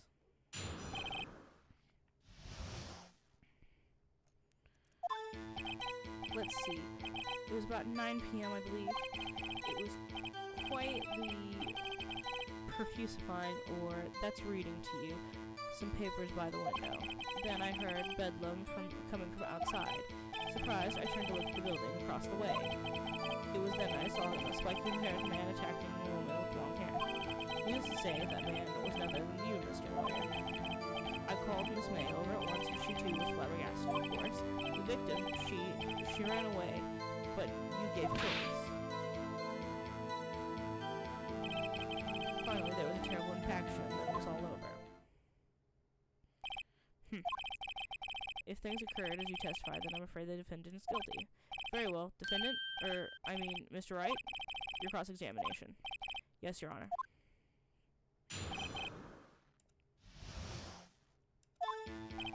Let's see, it was about 9 p.m., I believe. It was quite profusifying. I was quietly profusifying, that is, reading the papers by the window. Then I heard bedlam coming from outside. Surprised, I turned to look across the way, and saw him smoking and attacking the woman. Needless to say, that man was not even you, Mr. Lawyer. But Miss May heard once, and she too was surprised, of course. The victim, she ran away, but we gave chase. Can you give a little more detail about that? I think it's worth knowing exactly what happened. Of course, comprehend. I understand. The victim attacked, but you ran to the left. You gave chase and stormed out. Are you sure? As you know, I am always absolutely perfect. Perhaps you could change your testimony to reflect this new detail. The victim ran to the left and you gave chase. So we are going to present at that because we know for a fact that the victim did not run left. Objection! Wait right there. Mr. White, you've dug your own grave. What's this? You said the victim ran to the left, but that directly contradicts Miss May's testimony. She clearly stated that the victim ran to the right. Oh ho ho, it is simple. You have misheard her. I think not. Look at the floor plans. The killer was here, and the victim was here. The victim ran to the left as you claimed. She would have been running directly away from the door. She would have been running into a dead end. Don't you find that odd? Very strange. I did see her run to the left. I did. Phoenix, look at his face. I don't think he's lying about this one. True. Maybe he really did see the victim run to the left. So, did he witness the killing? Wait a second. Mr. Wright. Yes, Your Honor? Miss May says right, and Mr. White says left.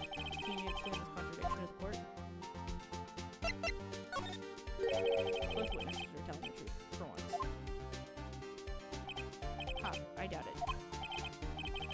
Or rather, that does not clear up the contradiction.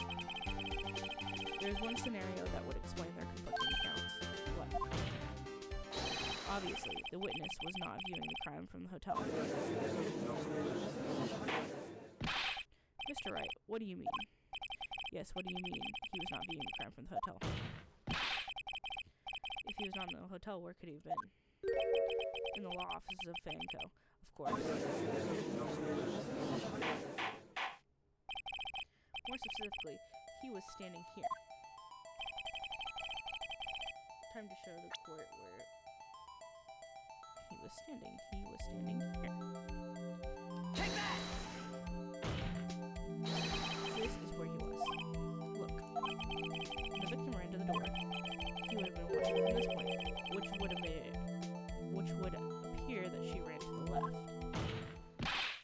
peace. This is no time for jokes and ill taste. That is where the killer was seen. Order, order, I will have order. Anyone disturbing the order of this courtroom will be held in contempt. Mr. Wright, what are you suggesting? Rapscallion! Objection! The postulations of the defense and the distortion of truth, Your Honor. Indeed, they do seem a bit far-fetched. Ho ho ho. You will provide us with such entertainment, Mr. Lawyer. What now? He's laughing. The hilarity of this moment made me remember something. It seems to have been unclear, and for this I apologize. Your Honor, might I be allowed to testify once more? Very well, let's hear the reviews of your testimony. Good luck. You can't fix the broken testimony, buddy.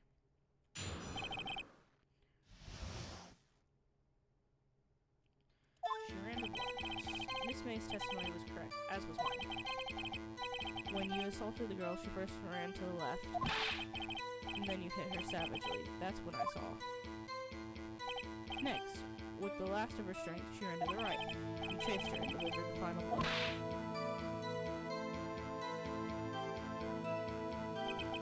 That is what Miss May saw. You see? You hit her twice. Don't you remember, Mr. Lawyer?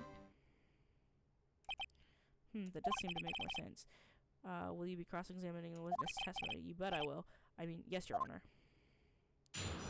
She ran to the left. Okay. Miss May's testimony was correct, as was mine. When you assaulted the girl, she first ran to the left, and then you hit her savagely. That's what I saw. Next, with her last restraint, she ran to the right, and chased her and delivered the final blow. That's what I saw.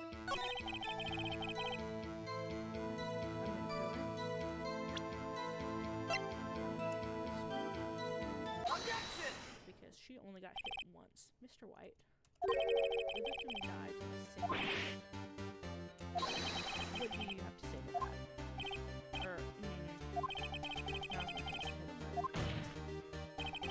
Mr. White, wasn't it you who told the court that you were absolutely perfect?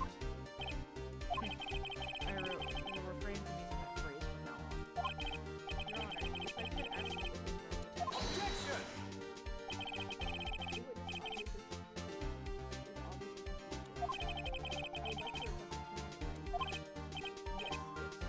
Objection! The witness is confused because he's lying. I empathetically request that there is no break, Your Honor.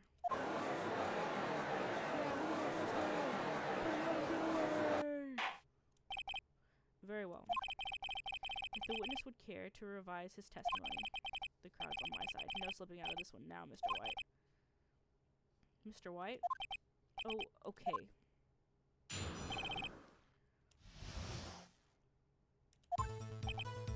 Well, see, I looked at the other window when I heard that thing fall. Then the next moment I saw Miss Mia run to the left. The killer, you attacked her, but she dodged. And then she turned and ran to the door. Then you did it with a single blow. Thwap. Thwap indeed. Very well, you may begin the cross-examination. Mr. Your Honor, my stomach, you see, it is hurting. Mom, my tummy hurts. It hurts real bad. Mom, my tummy hurts. That's what that's giving. I'm just saying. It's a little. Oh no, I don't want to go to school tomorrow, Mom. I don't feel good. I'm not doing so hot right now. I don't feel so good, Mr. Stark.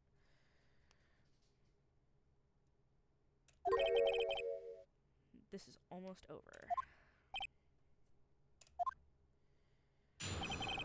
The two accounts. Well, you see, I looked at the other window when I heard that thing. Then, the next moment I saw Miss Mia run to the left. The killer, you attacked her, but she dodged.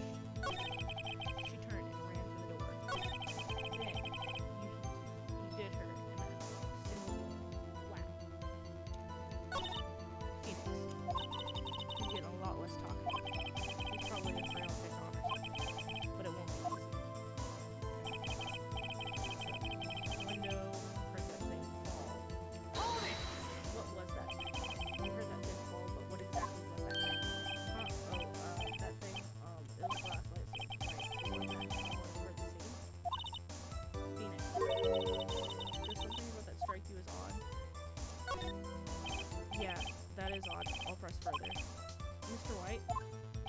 Huh, what? You're saying you saw a glass light stand? Yes. Then change your testimony to reflect that. Sorry, my bad. The witness will revise his testimony. Okay, of course. The light stand was lying on the floor, so we need to present the map because the light stand was out of range. So we need to present Objection! Mr. White. It was impossible for you to have seen the glass stand. What? Look at this. These are the floor plans to the scene of the murder, yes? Correct, Your Honor. Now, look. If you were to look through the window of the office, this is the area that you would be able to see here. Well, note that the stand is not within the visible area. Well, Mr. White? What do you have to say to that? Right, ridiculously. Mr. White, if you were in the Gatewater Hotel, you could not have seen the nightstand before it fell over. In fact, you wouldn't have been able to see it after it fell either. There's no way you could have recognized the broken shards of glass light stand. So, when did you see the stand, Mr. White? It must have been the moment that it fell. The only place you could have seen it that from is inside the law offices. In other words, you were at the scene of the crime when the murder took place.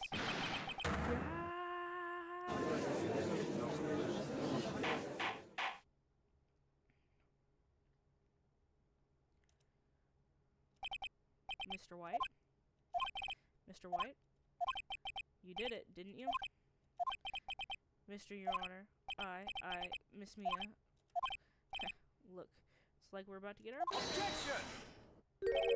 That's far enough, Miss Phoenix, right? What?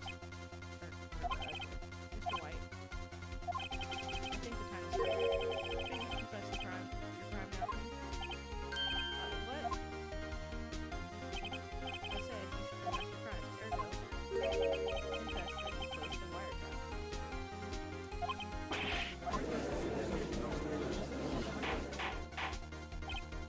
Order, Mr. Edwards. Explain the court what you mean by this.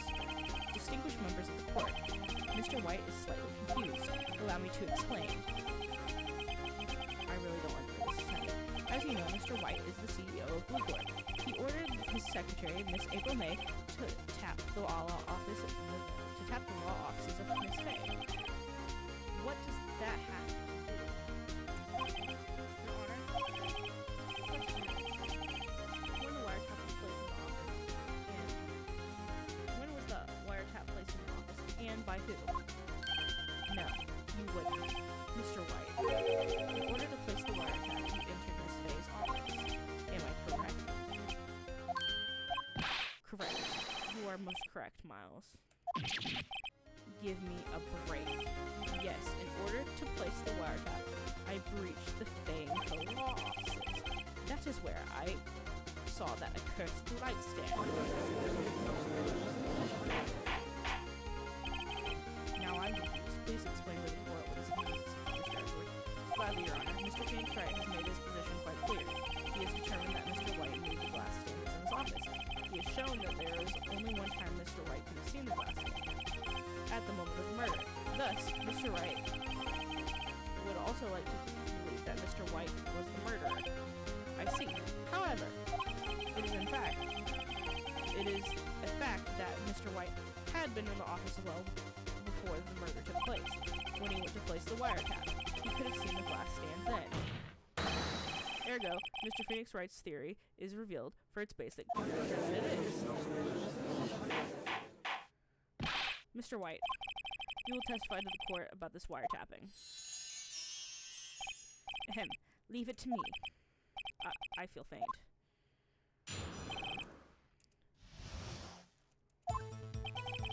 It was the beginning of September, the week before the murder. I had entered the Fay & Co. law offices. Of course, I had done so to place the wiretap. That's when I saw this glass light stand. So, you saw the light stand before the night of the incident. And this is how you're able to identify what had fallen over by the sound. Correct. That is correct. I see very well, Mr. Wright. You may cross it. Ah, what am I supposed to do now? Good luck, Phoenix. The wiretapping. It was the beginning of September, the week before. Hold it! Do you have to... Objection! Miss April may do the details of Miss Faye's conversation that proved the wiretap was placed before the murder. Right.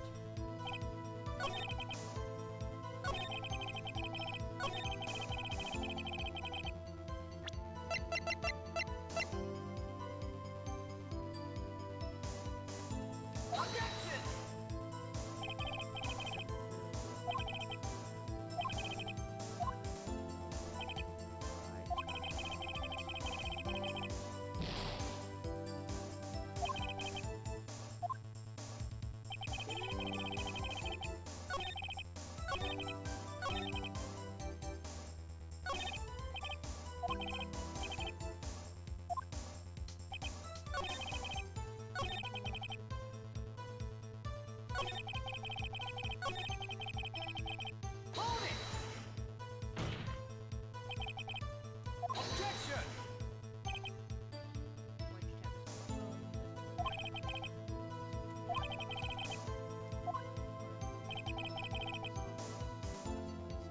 Hold it!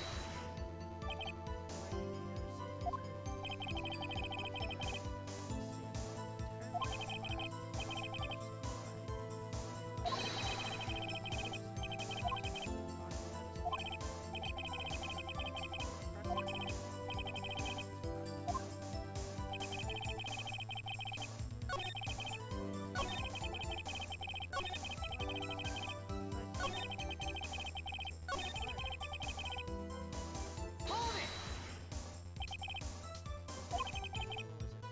Objection! Unidentified fingerprints, several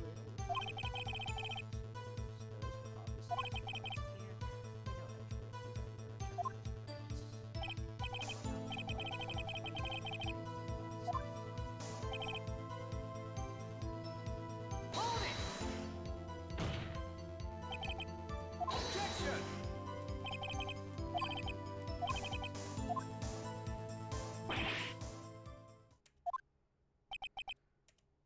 Tisk, I'm afraid you've gone too far. This time has come for you to make your feet. You fought honorably. No more. I can't take this anymore. Mr. Wright, are you giving up? Yes, Your Honor. Phoenix.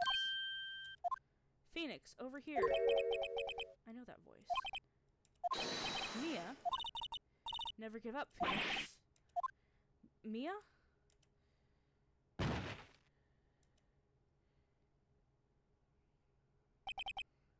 Where am I? The waiting lobby? What happened? Oh, right. I lost the trial. Was I hallucinating? Ah! Hey, Phoenix. Gak, that's no way to greet an old friend. Phoenix, I want you to look at me.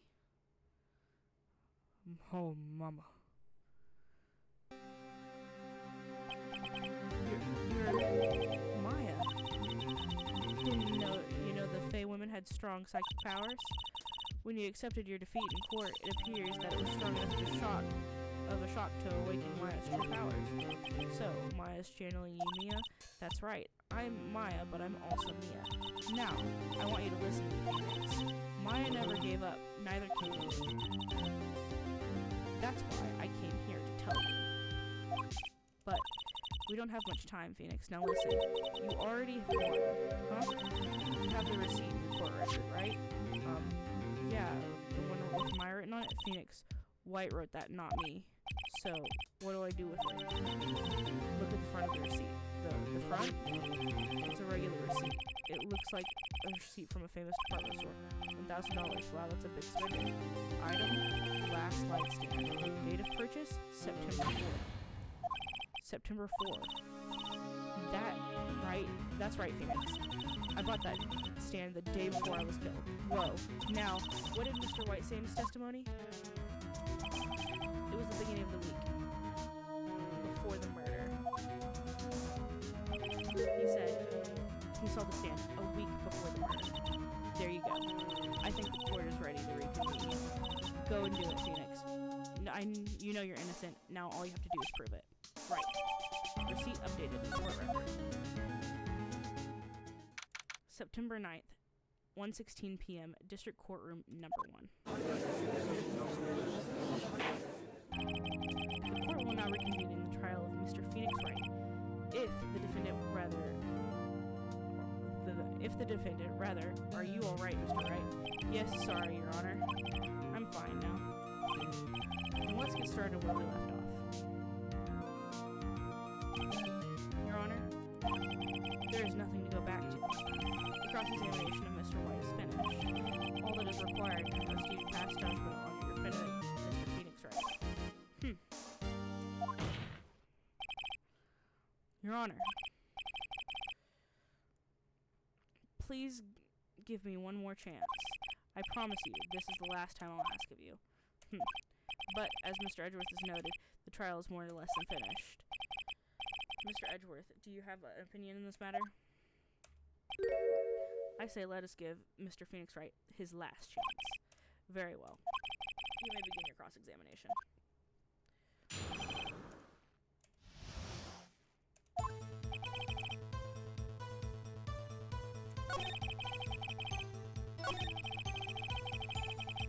Present, and then we're going to present the receipt. Objection! Look closely at this. You see the word Maya written in blood on it. Ha ha ha, you're grasping. I think not. Look at the other side of the receipt. The other side? Your Honor, would you tell the court what is written on the other side of the receipt? Well, the last light stand. And the date of the breakfast. Why, that's the day before the murder. You see, Mr. Wright, when you allegedly entered the Bangle office at the beginning of September, the stand could not have been there.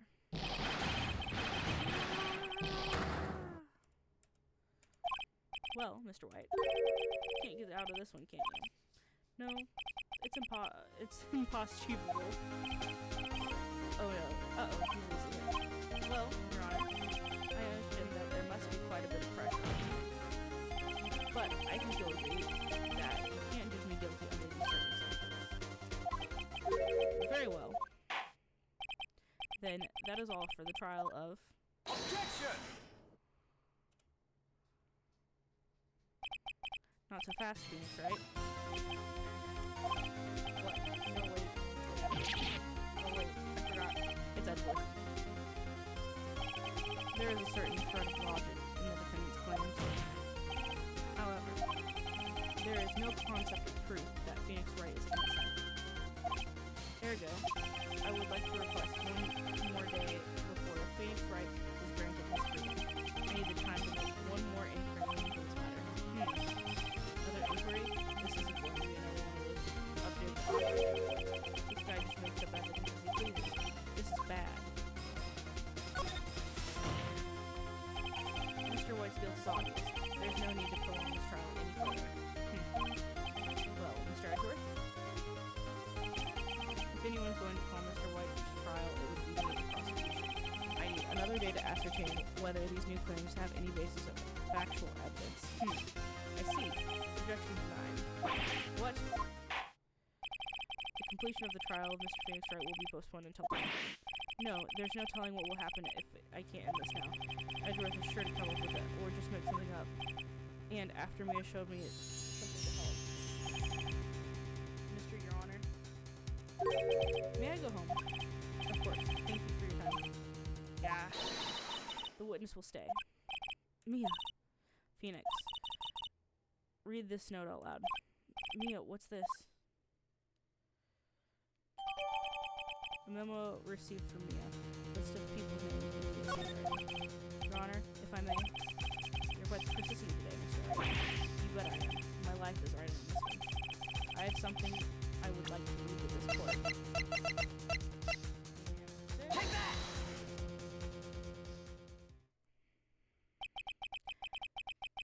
The memo Mia had given me was a list of names. Many of them sounded strangely familiar. People in finance, famous celebrities. That's when it happened. Stop. Desist. Halt. Please, stop. Make him stop. How did you get that list? Mr. White, admit your guilt right here, right now, or else this list will be released to the press.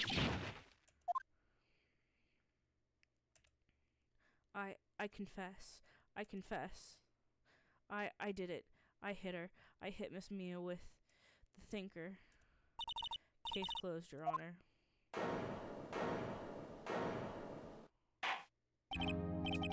Well, I see no reason to continue this trial. Mr. Wright? Yes, Your Honor. You've done it again. That was quite a spirited defense. Yes, Your Honor. I guess you could say that if only you knew how spirited it was.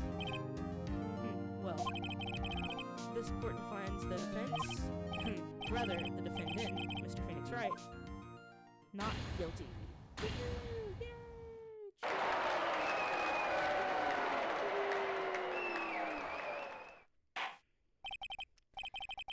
That is all. This court is adjourned.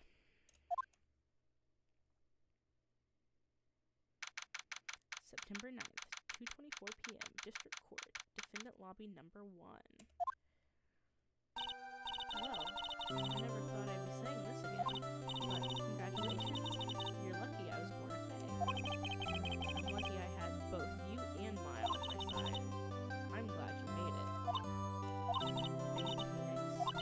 It was a lot to help me and Maya. I won't forget this as long as I live. As long as you live. My timer's running out. Huh? Maya's powers are still. I can't stay here that long. What? No, there's still so much to say. Don't worry. I'm sure we'll meet again. Chief. I'm not the chief anymore. Phoenix? Can you come by the office tonight and say 901? The office? I'll see you later. Chief, Mia. September 9th, 9:02 p.m. Fanco Law Offices. Being here, it's hard not to think about that night. You came, Mia? I was kind of worried you might not. Huh? Of course I came. Well then, I'm pretty hungry. How about a burger? Mia? You should see your face. Mia? What are you talking about? It's me, Maya. Maya? What did I look like, my sister? Look like you were her. I might be able to use that. Oh, Phoenix, go to the store and buy me lunch, would you? Maya, why are you here? Because of this. See? Mia wrote me a letter. Take care of Phoenix for me. Take care of, huh? She means the office. This office. Someone has to help with the new Wright and law offices, right? And who better but me, Maya Faye, reporting for duty. Wait, no, second thought. Let's make this casual. Yo, Nick, Maya here, ready to get down to business. You don't mind me calling you Nick, do you? It's a great name. Mia said that's what your friend Larry calls you. Nick? You know what this means. We're partners. You know, when I think about it, it is Maya's fault I'm here now. But if it wasn't for her, I'd probably be in jail. Wright and Cole offices. Got a good ring to it. Yeah. Thanks, Maya. Woman. Good luck, Phoenix. I'll always be here, watching.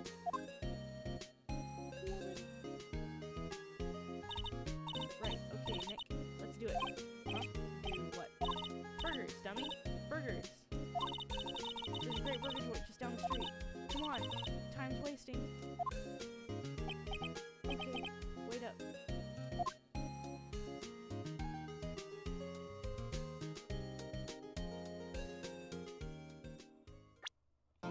Alright. Yeehaw. Hoo-wee. I think 4 hours is a great way to round it out. I will return to you next Monday. Hopefully my sound dampening boards will be in and I can get my room finished, sealed off, so you don't hear tippy tappies and you don't hear AC running. But I'm thoroughly excited to be able to have a quieter space, to be able to indulge and entertain you guys. Thank you for joining me. Always be sure to leave a like, be sure to subscribe, and I look forward to seeing you guys later. And you guys have a hippity hoppity evening. Thanks for stopping by. We will see you Monday. Hopefully for more Phoenix Wright. I'm gonna finish out the entire series. I'm gonna kind of binge it back to back because I've been binging a lot of Yakuza. And we'll cut back to Yakuza next Wednesday.